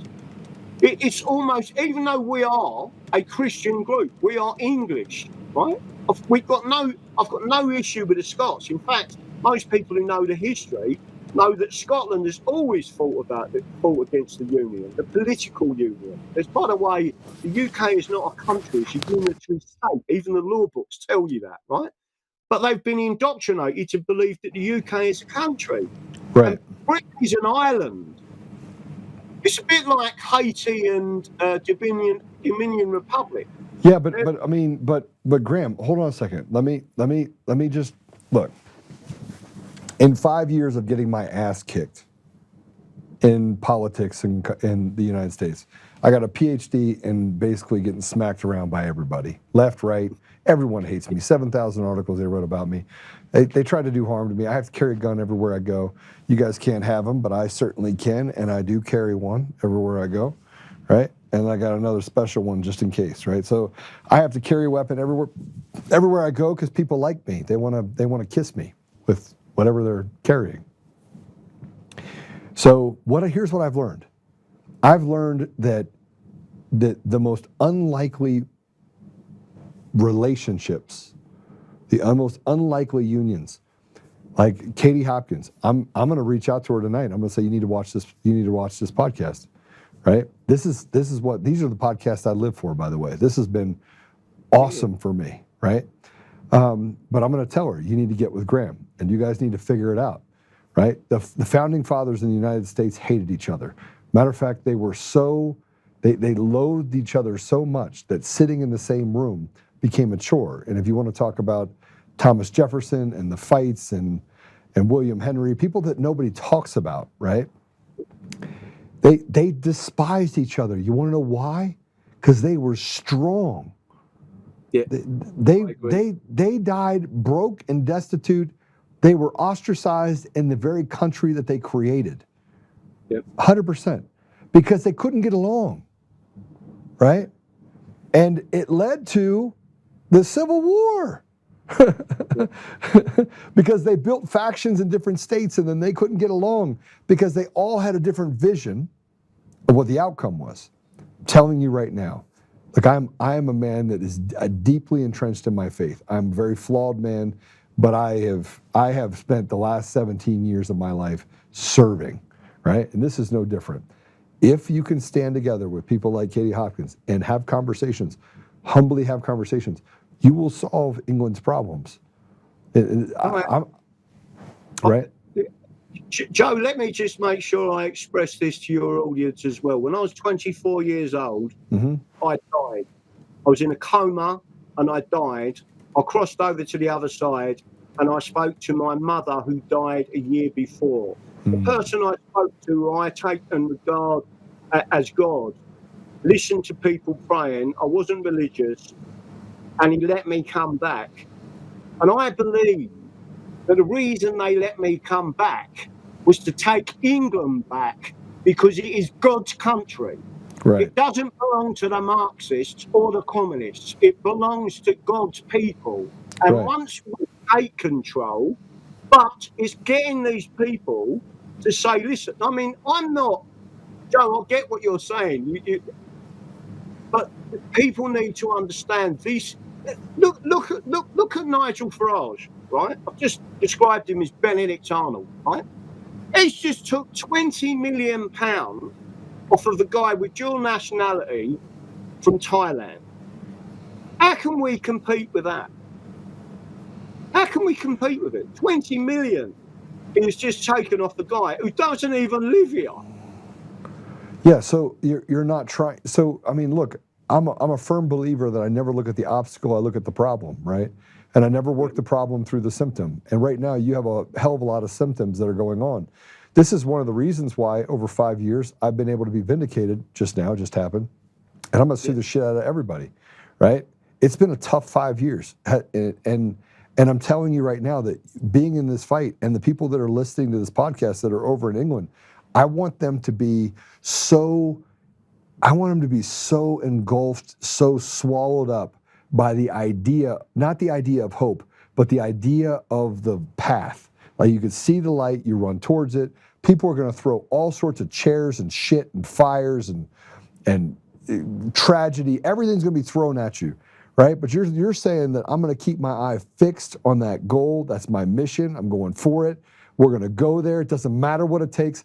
That is the spirit of England. That's the spirit that you could take back 400, 500 years ago, right? When you fought off the Romans, when you fought off the Ottoman Empire, when you were a part of, I mean, I could literally tell you right now, the spirit of England, every one of my friends, every time I get into a cab when I was over there, every time I engaged with people there, it was always the same thing. And that we need to take back our nation. So if people are telling that to me, I know for a fact you got the density. You have enough people to take out these Marxists, take out these people, and I don't mean violently, I mean you basically evict them, right? And take back what was rightfully yours. It was never theirs to take. So that's, I guess, the thing that I want to leave with you. Yeah, no, 100. Listen, Joe, let me tell you something. If something serious happened in the US tomorrow, bearing in mind my age, I would volunteer to protect your country and come in there and fight for America. All we need from America, I mean, we even sent a letter. You've probably heard of this, but I think it's around the July time. Every year they have what's known as a declaration of the captured nation. We sent our paperwork to America and said, England is a captured nation. We need help, right? And that's what I'm saying. Your administration now, hopefully, will start looking at England and understand that we are the beating heart of America. But they're attacking us because they want to destroy America. Yeah. So I agree with everything that you're saying. So I want to read some of the comments of the people that are in the comments. Some are from different places. The English were never asked for multiculturalism, which means somebody stole your nation from you. They stole your sovereignty. No taxation without representation. English, indigenous, not represented, but pay the most taxes. I agree with that in a socialist environment. Graham is too hot for Hopkins. There's a little bit of humor over there from Noble Stone. Let me see here, get some more comments here. Hopkins is a Tommy Robinson, who is a friend of Israel. Okay, so I'm going to talk about that in a minute. I just want to give it to you. Farage is a scumbag. I think we've got that one down. Changed my picture. Tel Aviv Steve. I don't know what you're referring to, but I think it's funny. Nigella Farage. The English are rising. Tracy said the English are rising. Yes, a light is needed for sure. I think that you're headed towards a light. And then Cockney Girl says the path to avoiding the acts of union and reclaim our sovereignty, which I think. And then Tracy says the line is awakening. And Trump says no one talks about England anymore. It's very true. Q Garden says that. And Change My Picture said the Constitution is the solution. Jingle Blue says we are at war. And Tracy just said, or Merlin said, where we go one, we go all. I think that's the spirit of it, right? Is that we have to embrace that. I agree entirely. And again, we are building this movement. There's one MP who's leaning towards us, which is Rupert Lowe, but he still regards himself as British. The problem with these people that have been indoctrinated by universities, and some of them have blatantly say to you, we haven't got a constitution, and I'll just laugh. I'll show them the constitution in writing, and they still don't get it. It is hard work, but I do get what you're saying. All I can tell the American audience and the English audience watching this is I will never surrender. I will never, ever surrender my rights as an Englishman or my country as an Englishman. I may have moved out of London through necessity, but I will carry on the fight where we are. And where I am is in Devon, the most important county because of the Glorious Revolution, which is where our Bill of Rights came from. Yeah, I'm really curious to see how this kind of ends up, and I'd love to stay connected with you, just to see how I can help. And you come to the United States often or no?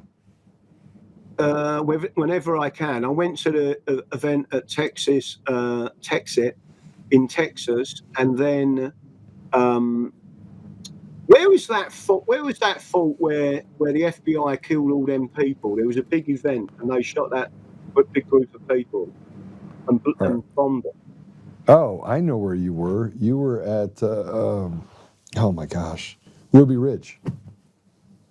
It was close to there, but it was a massive event. It was a big conference. There was about 2,000. It's what's her name? There's a couple that does houses down there too. It's the Tale of Two Halves. It's a city that's deeply divided. Man, it'll come to me. Someone will say something about it. The Gaines, right? Chip Gaines, the home remodeling. Somebody give me the answer. Waco. You were in Waco. You were in Waco, Texas. Waco, Texas. That's exactly where it was. Yeah. All right. Who got that first? Archer's not got it first. Thank you. Thanks for saving me. Georgia. I've been out of Washington, a few places. With some really great stuff I did out there. And again, I worked for an American company without a degree as an engineer. I was interviewed on a four panel by a group of people, and they was asking me questions. They made me sweat for about 4 hours. And when they took me on, and that company was called Level 3 Communications in Denver, Colorado, and they built a global network with $14 billion in 18 months. That's what you can do when you put your mind behind, and you get the right people Yes. behind the company. Yeah, absolutely, absolutely. Well, listen, how can people follow you now? I just followed you on X, and I followed English you on X, and then the full English show. So what we're trying to do now is promote and push our channel on Rumble. We're also on YouTube, but they'll take me down again. Okay, so here's what I want you to do.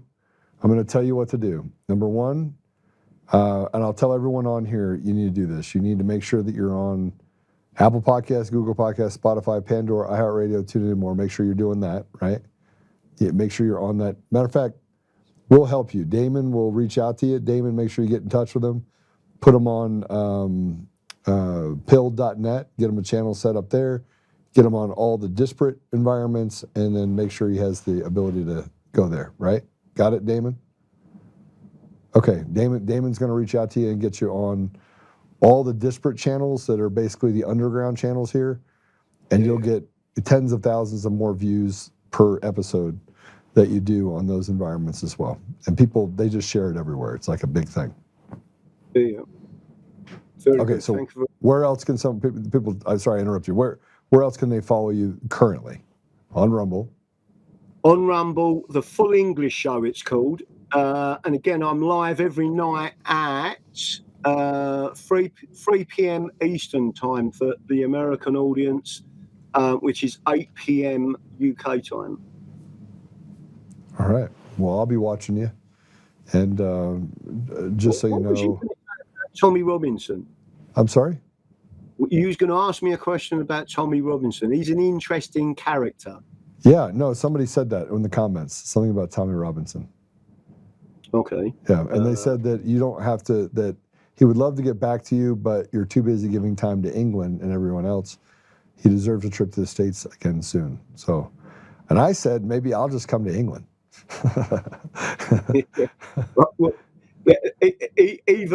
Either one. I mean, one person we have been pushing to try and get a podcast with is Tucker Carlson.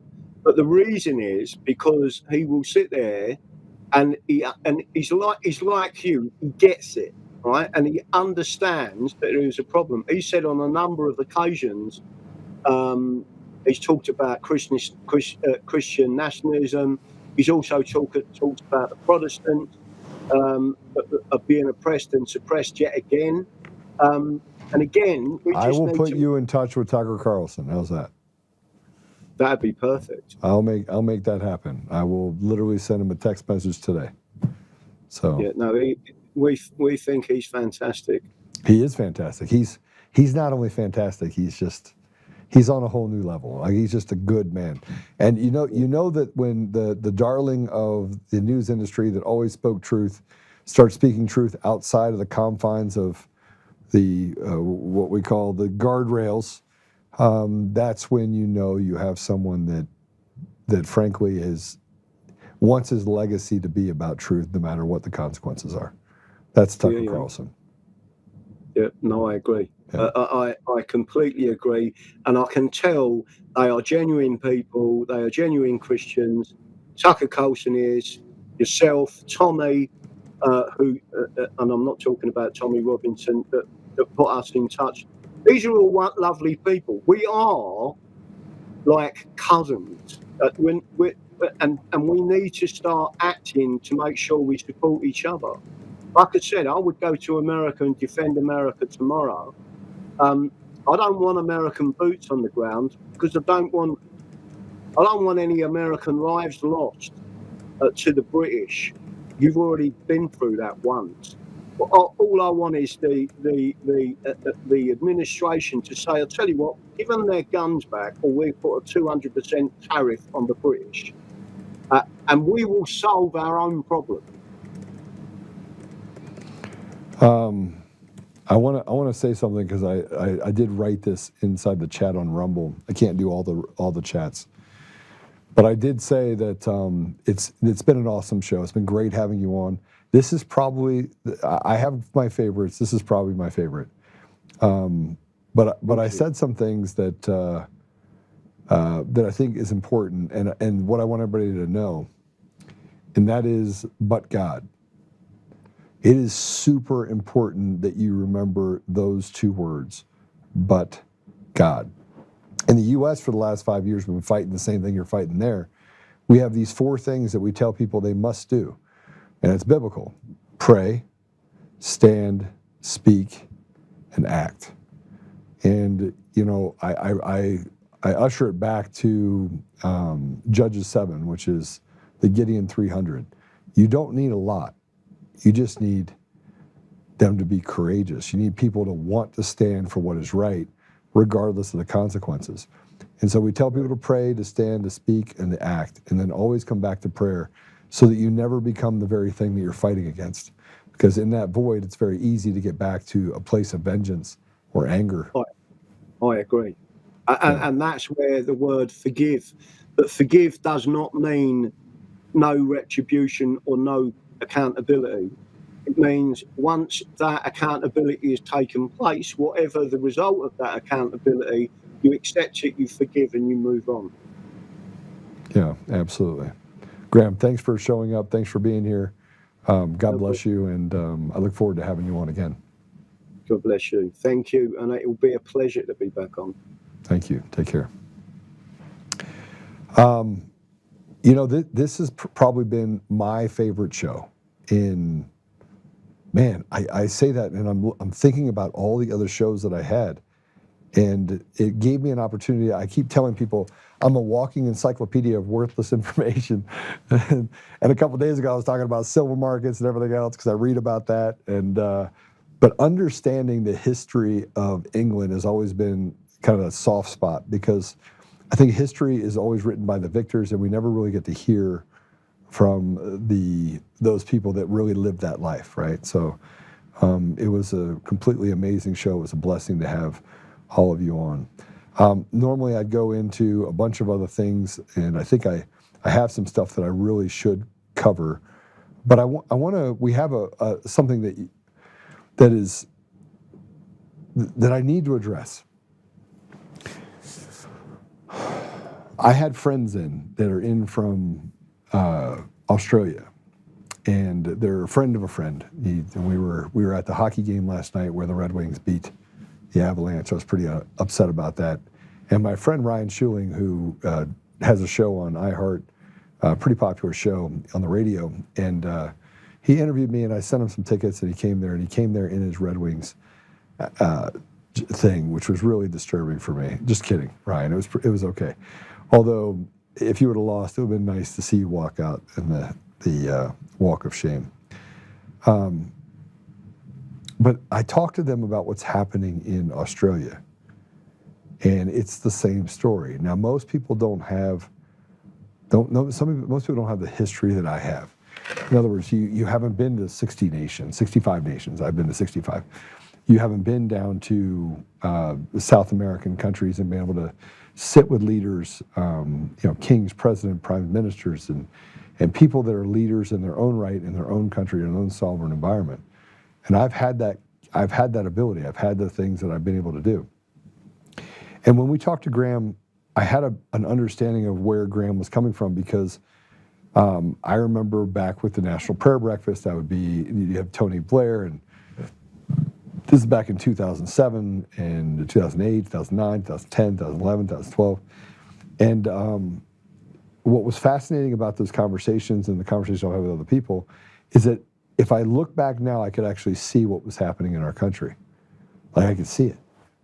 Like, I could see that we were setting the stage for some very nefarious people to do really bad things.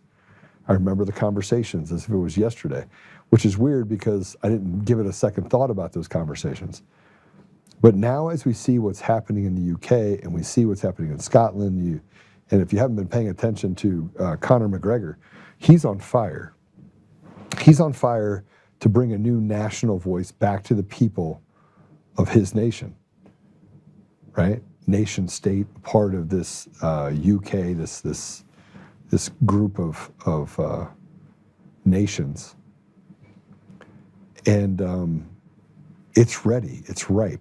In the United States, we're ready and we're ripe, and we recognize the criminals and we recognize the institutional rot. But when I talked to my friend last night from Australia, everyone recognized it. They recognized that the UK ran the same game of we're taking away your guns for your own good, to keep you safe. But it didn't keep them safe. What it did is it took them from 7,000 rapes to over 70,000 rapes. And in the middle of that, you weren't allowed to face your accuser. Same thing happened in Australia. Same thing happened with the COVID vaccine in Australia, where they tried to do forced vaccinations. And then they saw this massive wave of people rising up and said, oh, maybe it's not time. But see, the damage has already been done. The people in England are no happier, the English are no happier than we are in the United States if you can see it. And most people in the United States don't want to see it, they just want to live. They want to do that thing that Daniel Pearl did, right? And that is, I just want one more breath, I'll say whatever you want me to say. I just want one more TV commercial, I just want one more of this. I just want to have all my conveniences. But it's just not enough anymore. And so, I equate what's happening in the UK with what we're doing in the United States. We're making huge sacrifices. And I'll bring it back to the fight that President Trump is in right now inside of Washington. The government is at war with itself. And it's the haves fighting the have-nots inside of its own rankings while having to recognize that the haves are the haves. So it's eating itself. And everywhere you look, whether you look at the Epstein files, I got more out of the Epstein files related to people who say they're on our side. The Steve Bannon's having conversations with the Jeffrey Epsteins. I personally am disgusted by some of the things I saw he did. He's not talking about it. He's not talking about it. I don't see any connection to President Trump at all. None. And you could say, well, there's stuff in there for it. No, there's not. There's things that people said that were found to be uncredible that created a idea, and we can't even authenticate any of that. Well, there's things we can authenticate, messages we can authenticate. And they lead us back to the same people that want to lead us and want to tell us that they're fighting for us while they stand in the way of progress and become obstructionists, like Todd Blanche. Todd Blanche that works underneath Pam Bondi. Todd Blanche that fired Ed Martin. Well, I have an article I want to read to you really quick as I kind of make this kind of switch over into this specifically. I said before we brought on Graham, that Ed Martin was one of the truly good guys. He's one of the guys that believed in doing the right thing. He's a very big man of faith, always has been. I could say the same thing about the director Bailey that went into the FBI, another really good man who left the position in order to come into the FBI to clean it up.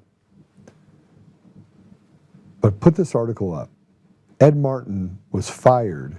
Todd Blanche did not notify the White House he removed Ed Martin from weaponization group, even though Trump personally hired Martin for the job. This is criminal. Monday, the Gateway pundit Christina Leala reported the Deputy Attorney General Todd Blanche fired Ed Martin as chief of the Justice Department's weaponization working group. This was the first reported by investigative reporter Paul Sperry. Last May, President Trump tapped Ed Martin to be the U.S. pardon attorney after Rhino Senator Thorne Tillis derailed his nomination for D.C. U.S. attorney. He was also personally named by Trump to serve in the Justice Department's director of the weaponization working group. Then on Monday, it was reported that Ed Martin was removed from his role as chief of weaponization at the DOJ. A DOJ spokesperson said Ed Martin is still at the department as the pardon attorney. But there is more to the story. On Tuesday, Paul Sperry tweeted a shocking development that Todd Blanche did not tell the Trump White House that he had removed Ed Martin from the weaponization group. That was after President Trump personally hired Ed Martin for the committee. Go ahead and take it down. That was written by Jim Hoff, by the way. Another individual that was vindicated by Coomer and the other things that came out by these whistleblowers. Coomer, stolen elections in different countries. I mean, what we're dealing with right now is nothing short of international treason by a group of people that want to destroy everything that we represent and have us fight each other tooth and nail. Well, I think we've identified who they are now. We know who they are. And I think it's high time that not just in Australia or the UK or any of these countries, that we come together and we start to realize that we have to have effective leadership that is willing to rid ourselves of systems that they put in front of us in order to enslave us and turn us into plebes, serfs, slaves. It's coming. I truly believe it is coming. I'm going to bring it back to Colorado. And for those of you that are joining us from the UK, I just want to say again, thank you. Daddy Dragon, I didn't know you were as Daddy Dragon, but some of the people that have followed me for years know who you are. They've talked on Facebook and other places like, aren't you Daddy Dragon? So just to let you know that you haven't lost your following. We just need to reconnect you with them, and we'll work really hard to help you do that as well. Let's, if we can, let's get to Colorado for a minute, can we? Or should we go to, are we in, which one are we in here? Let's get to the part where I need to, oops, wrong one. Okay. So last night, you've heard me talk about Tina Peters quite a bit, and we have some real problems here in Colorado. And part of it you just heard about. You heard about it, the same thing happening in England, and the fact that we've lost our sovereignty as a populace, as a group, as a community, able to basically, we're running away from things. A vast majority of our parents are running away from schools, and I'm not talking about universities, they're running away from elementary schools. So deathly afraid of the grooming, indoctrination, the sexualization of their children, that they're just opting out. Nearly 20% of parents don't want to put their kids into public schools. Again, running them away from, we're running away from the problem rather than running towards it and saying, you will not do that. Free and fair elections, school indoctrination, corrupt local media, corrupt judges, fighting against releasing offenders back onto the street. Second Amendment rights, keeping boys out of girls' locker rooms. Red flag laws that they want to just create more and more punitiveness on our communities. Republicans, Democrats, Independents, all in the same boat. And you're seeing them fight and say, look, that doesn't represent us.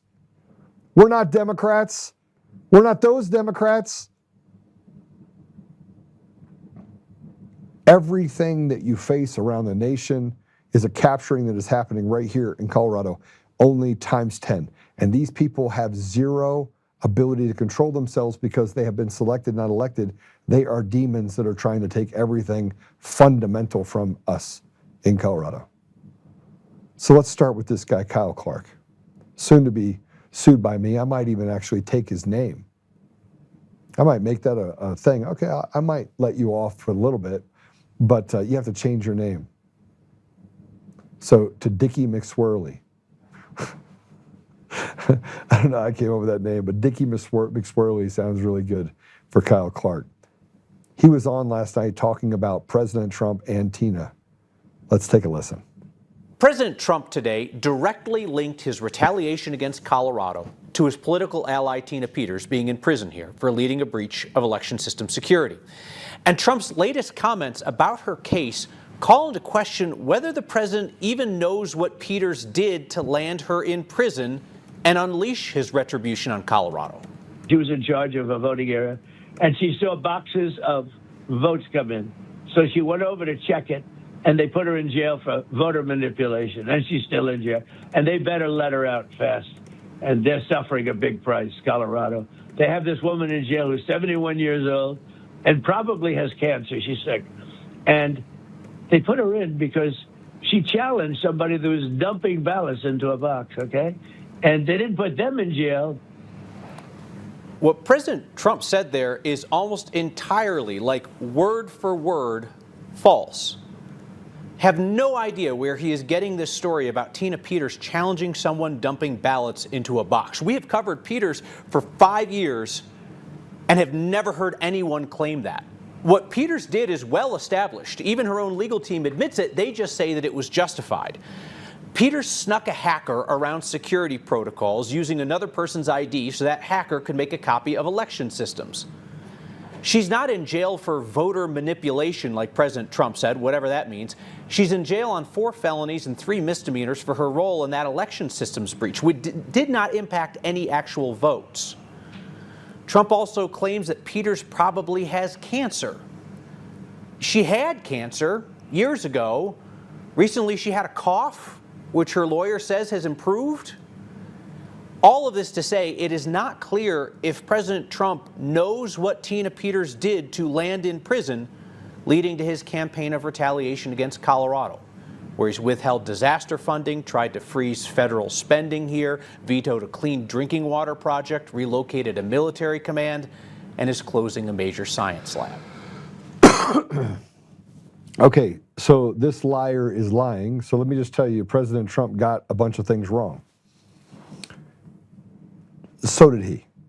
Number one, Tina was not in jail for manipulating or breaching a system. None of her charges are related to that. They charged her with basically walking down the street. None of the charges were related to anything having to do with what she did in uncovering the election fraud. So Kyle Clark, he may have got it wrong, but you're just a liar because you said right up front, we've been talking about Tina Peters for 5 years. And here's another part. Conan Hayes is not a hacker. He's not a hacker at all. He's a computer programmer and a surfer who worked for the CIA. But you wouldn't say that either because you're nothing but a little Fed snitch. You're a piece of garbage. You're not a journalist. You're an Antifa freak that has done everything you can to, frankly, deceive and trick the people of Colorado. Nothing that you say is accurate. Nothing that you say is real. Nothing that you say is in any way indicative of what's really happening or has happened in Colorado. I don't even think you know what the truth is. You're a liar that has stood up for radical leftists that have destroyed everything that is good about this country. And I pray to God that when they come in to take over 9 News, that they throw you out on your head. You're a disease, and you're a part of the other disease that seems to have just taken over everything we have in the state of Colorado. You're a part of the swamp. You're a part of the cabal that stole the voice of people of Colorado and installed selected leadership at every level, and frankly, on the Democrat side and the Republican side. You're garbage. So I'll start with you. I'll start with you because frankly, man, you're like number 1 on the list. And since lawyers are calling me saying, Joe, I will represent you. I will represent you, and I've already made a list of all the people that we need to sue. You're at the top of the list, Kyle Clark. I pray I get to sit across the table with you in front of a jury and just put it all out there because you're a journalist, right? You had all the information, right? Yet you hid that information on Eric Coomer and you purposely lied in order to create a false front and to defame me over the last 5 years. You will pay for it. And 9 News, so will you. And Matt Doloff, you will pay for it too. Sooner or later, you're all going to pay for what you've done that is not a victimless crime to the people of Colorado and frankly, the people that you've hurt, killed, as a result of your just evil behavior. So that's all I have for you. And I want to talk about the other part, the water part, the water project that brought clean water. That's a lie too. So let me tell you about this vetoing HR 131 in this water project. Let's put it out there for Kyle Antifa Clark, the liar that basically talks about President Trump doing all these things to Colorado. No, Colorado is basically the bottom part of the iceberg that the Titanic hit. The Arkansas Valley conduit it's an important project for water. Okay, this is from Adam Dorito. But it was but HR 131 was the wrong vehicle to get it done. The bill would have locked taxpayers into an open-ended, over-budgeted federal commitment with weak accountability, shifting costs onto working families while rewarding years of mismanagement and delays. Supporting rural water access does not mean writing a blank check. It means demanding transparency, enforceable timelines, and responsible funding. Good intentions do not excuse bad governance. When Washington rushed massive infrastructure bills without guardrails, costs explode and communities are left waiting anyways.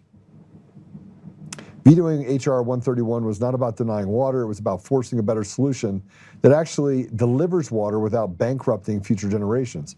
Rural Colorado deserves clean water, drinking water. They also deserve leaders who protect taxpayers and demand results. Leadership is saying no when a bill is flawed and when the issue is, even when the issue is not popular. We can do both, provide water and protect accountability. The bigger issue that I think in this, that I think we need to pay attention to, is that this water project did not actually provide safe water.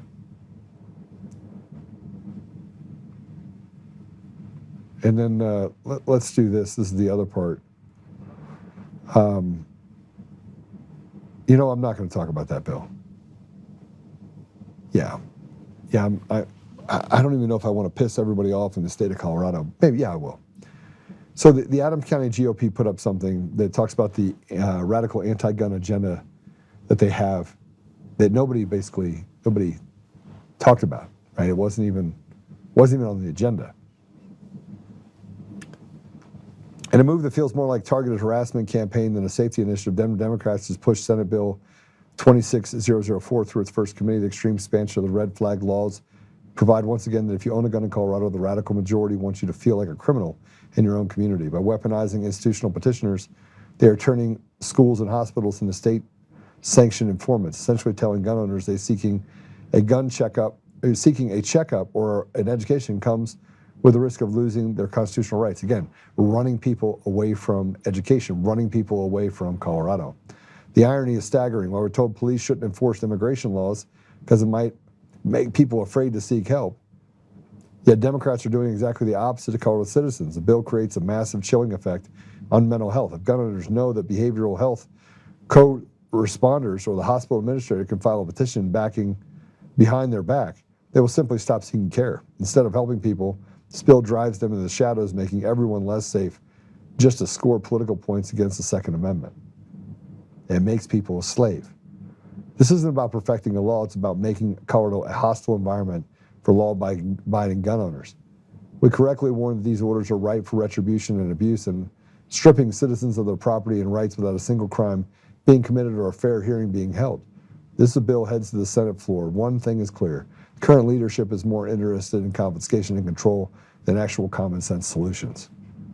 I say we're headed to war because they're making it that way. And here's a new bill, by the way.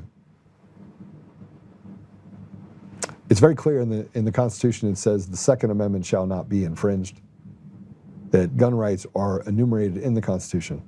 But there's a bill called SB 2643, a bill to criminalize private sales of firearm barrels, is now in the Colorado Senate. The bill was introduced by Tom Sullivan, Representative Meg Froelich, and Representative Kyle Brown. It was actually put on by a guy named, what's his name again? Bloomberg. So you have people in other states that are coming here to Colorado and doing everything they can to destroy everything that this great state represents.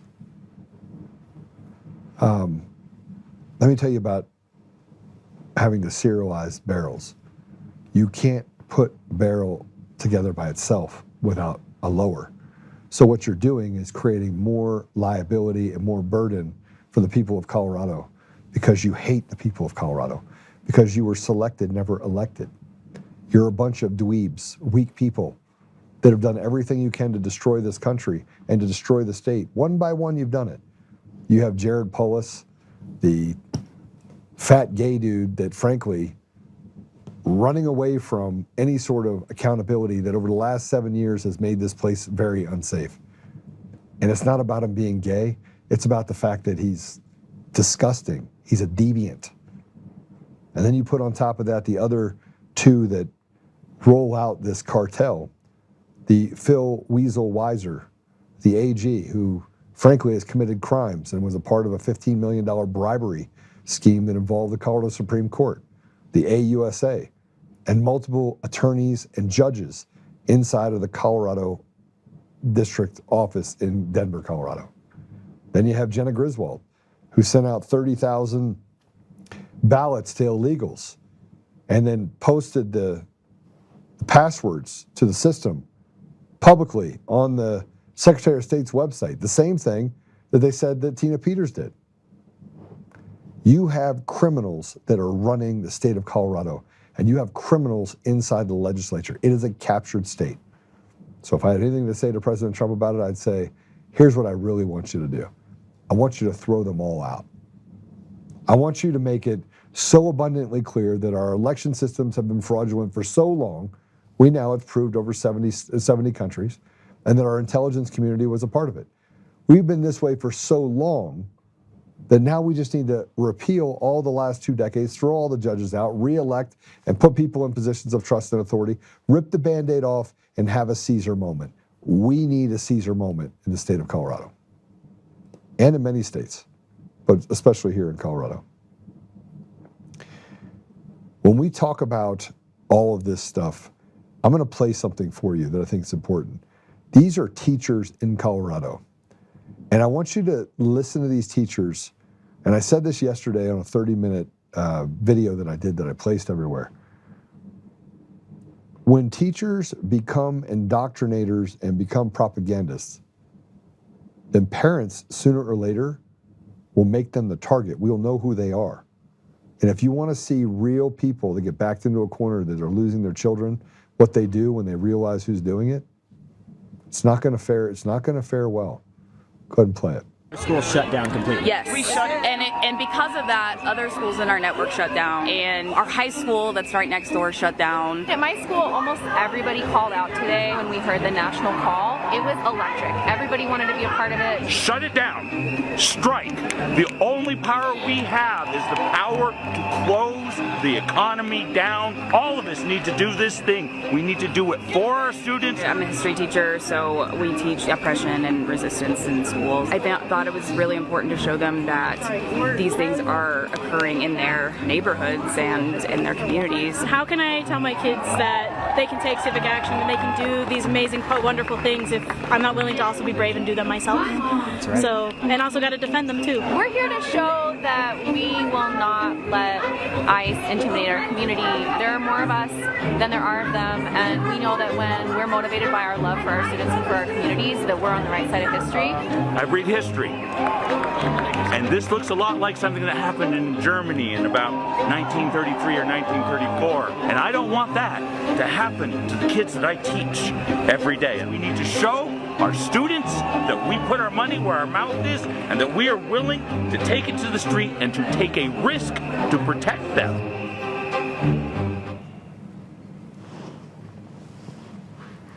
When the devil tells you who he is, believe him. These are teachers that said that they have to show them that they're willing to take it to the street and take a risk to protect them. Let me just tell you what the irony is of those statements. ICE wants to arrest criminal, illegal aliens in the state of Colorado and Michigan, California, every state. These are people that have committed crimes, some of them against students, just like the students that they have rallied on the street. Kids are impressionable. So you put radical ideologues on the street. You have them teach, as she said, teach them about social justice and how to fight. Notice that they don't talk anything about the most fundamental things that a student needs in order to be successful in life. How about math, science, civics, the Constitution? I had a conversation with a couple students a couple days ago, and I said, what's the 14th Amendment? And they're like, we don't know. I said, what's the 4th Amendment? They're like, yeah, I don't know. I said, what's the First Amendment? And they said, freedom of speech. I said, what else? They didn't know.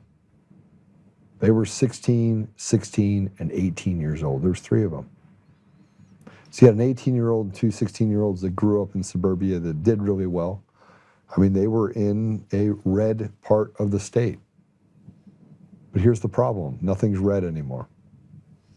See, through the Department of Education, they have had radicals slowly boil the school system and create mechanisms, density, by student unions, teachers unions, by all of these different mechanisms that they have in order to put messages in front of our children that are near the edges of not just ridiculous, but evil.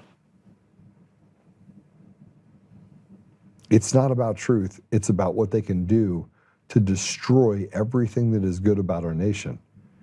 And you could see that the teachers all did it with a smile. That's what we face. That's what we face. So when you have to ask yourself why we're in the position we're in, it's not hard to see. Yesterday, I also talked about a guy on the streets.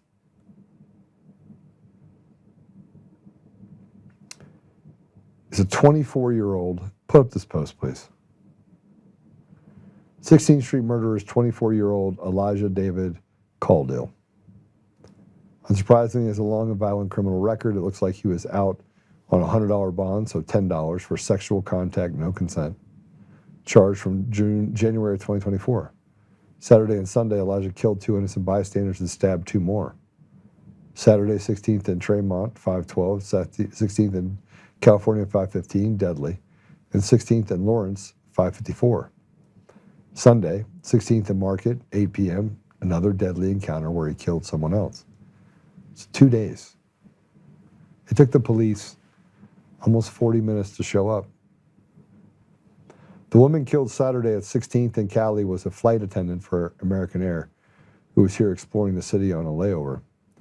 American rerouted their accommodations out of Denver to a hotel by Denver Airport. Mayor Mike Johnston is about to spend $500 million to revitalize a vacant and unsafe downtown. No one wants to visit Denver. And here's news about the attacker that I think is important. The guy that was charged with 4 stabbings, 2 of them fatal. He was found incompetent to stand trial. Same thing, 9 News, glazing over the reality of what happened.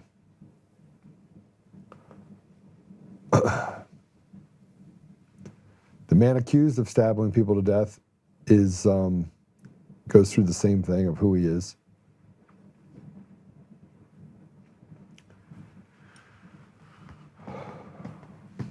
Take it down.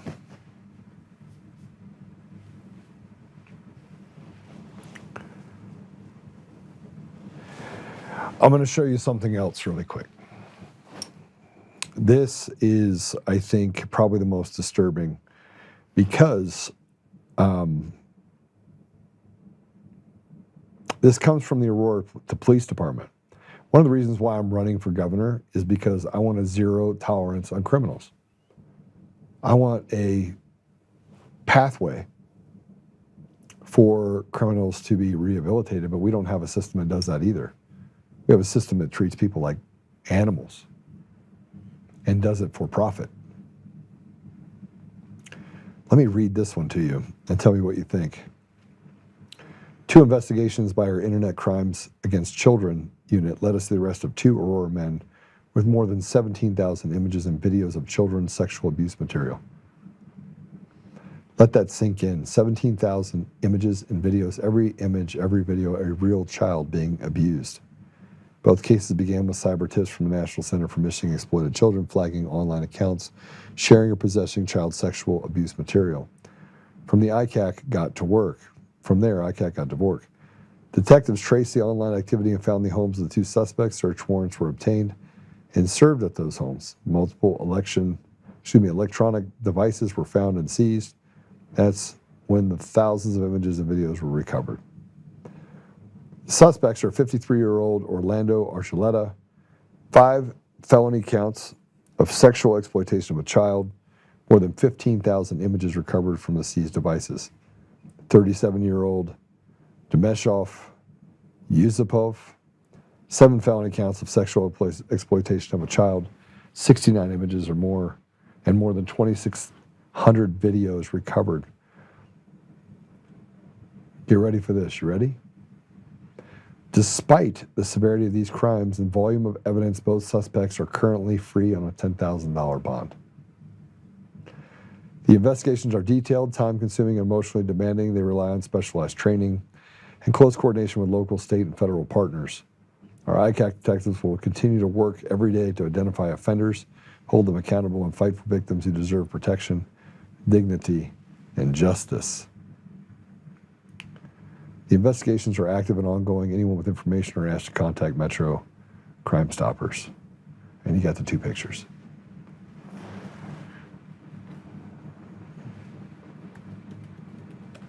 All right, I'm going to pray it out.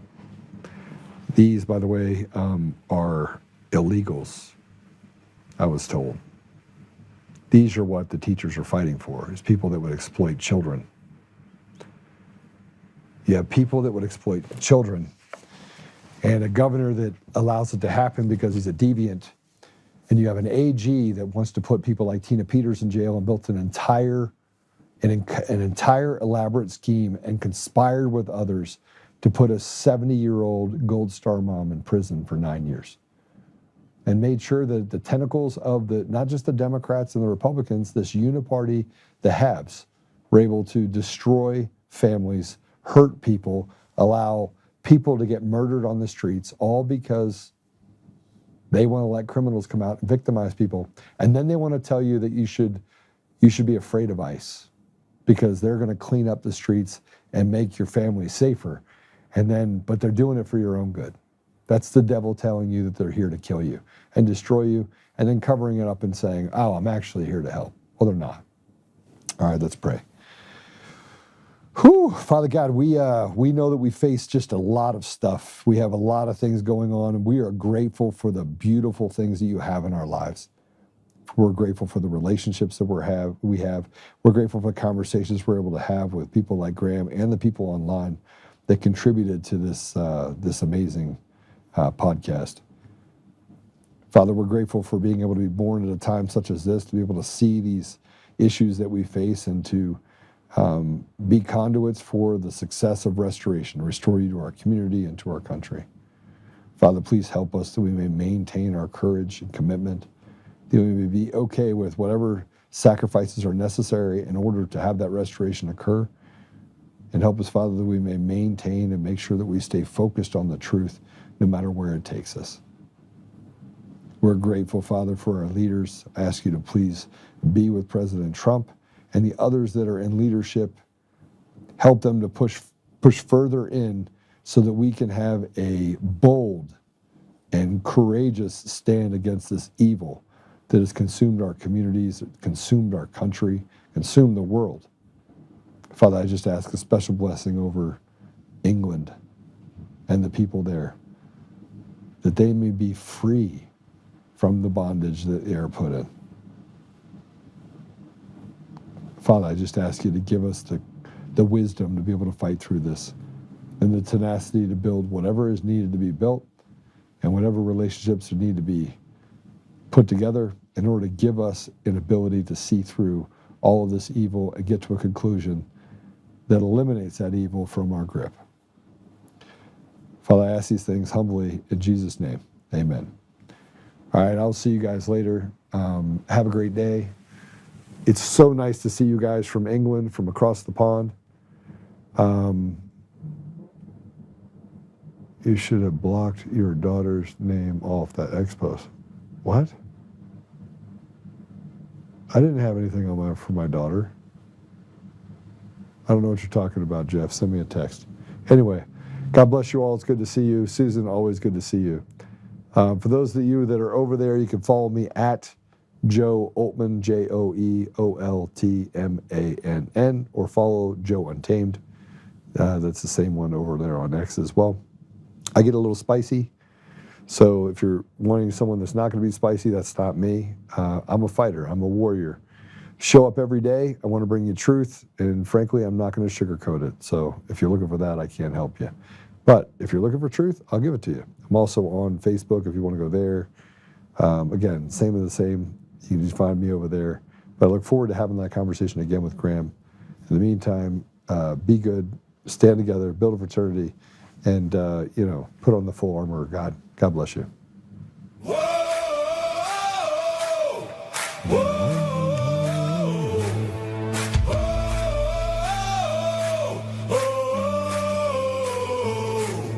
Rising from the fight for the forgotten and the free, exposing rigged machines, Kuma's lies, Dominion's deceit, pays a grand each day, shielding truth from corrupt halls, but he won't back down, standing tall through it all. Argentina Peters break the chains that bind her tight, hand count votes and one day bring the fraud to light. No more mailing scams, no machines to steal the night, restore the people's voice, make Colorado right. Governor Oltmann, lead us bold and true, badass for the have-nots, fighting through and through. Abolish property tax, cut the tolls away, shrink the bloated state, let the people have their say. It's our rally call, truth and freedom rise and watch the tyrants fall. Untamed Colorado, strong and proud, we'll be one man for the people, set our great state free. Help the single moms, bring back trade school strong, opportunity for youth, where the brave belong. Audit every NGO, ban the wolves that roam, reclaim our stolen land, bring the power home. Eric Kuma's fraud, Dominion's rigged design, expose the stolen votes, cross a dangerous line. No more victimhood, no chains on you and me. He's running for governor for real liberty. Smash the fraud machine, pardon heroes jailed for the have-nots. Rising truth will never fail. One warrior defies the corrupt elite. Colorado reborn, strong on our feet. Governor Oltmann, lead us bold and true. Badass for the have-nots, fighting through and through. Abolish property tax, cut the tolls away, shrink the bloated state, let the people have the say. Governor Oltmann, it's our rally call, truth and freedom rise and watch the tyrants fall. Untamed Colorado, strong and proud, we'll be one man for the people, set our great state free.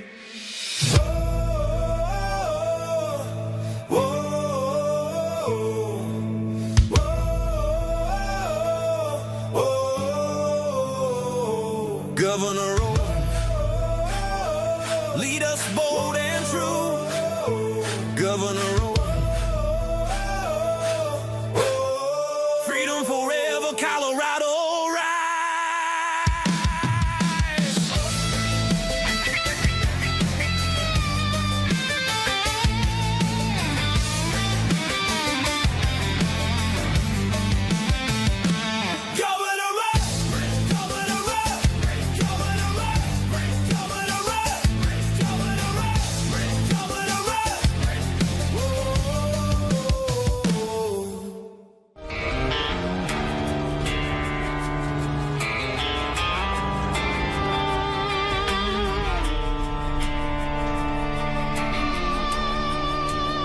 Rise up untamed, in the heart of the fight where the wild ones roam. Joe Oltmann's calling, bringing truth back home. From conservative daily to this untamed fire, we shatter the silence, lifting spirits higher. No chains can hold us, no lies can prevail. Authentic and fearless on this rugged trail. Patriots gather under stars and stripes. Untamed nation, igniting the night. Untamed nation, let the truth roll out in this land of the free. Standing proud from sea to shining sea, we won't back down. Catch the fire, wear the crown. Untamed nation, it's our battle song, motivating hearts where the brave belong. Yeah, untamed and wild, forever strong. Play it again all night long.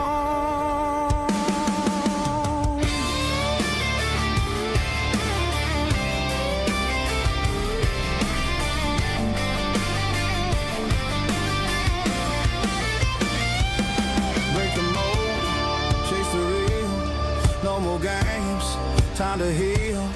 Joe's voice leads the untamed crew. Truth matters through and through.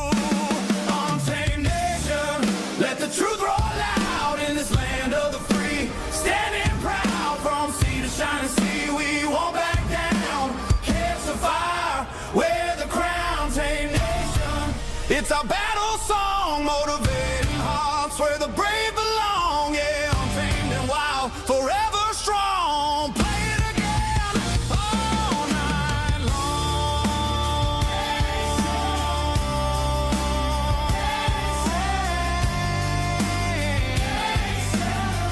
Truth forever.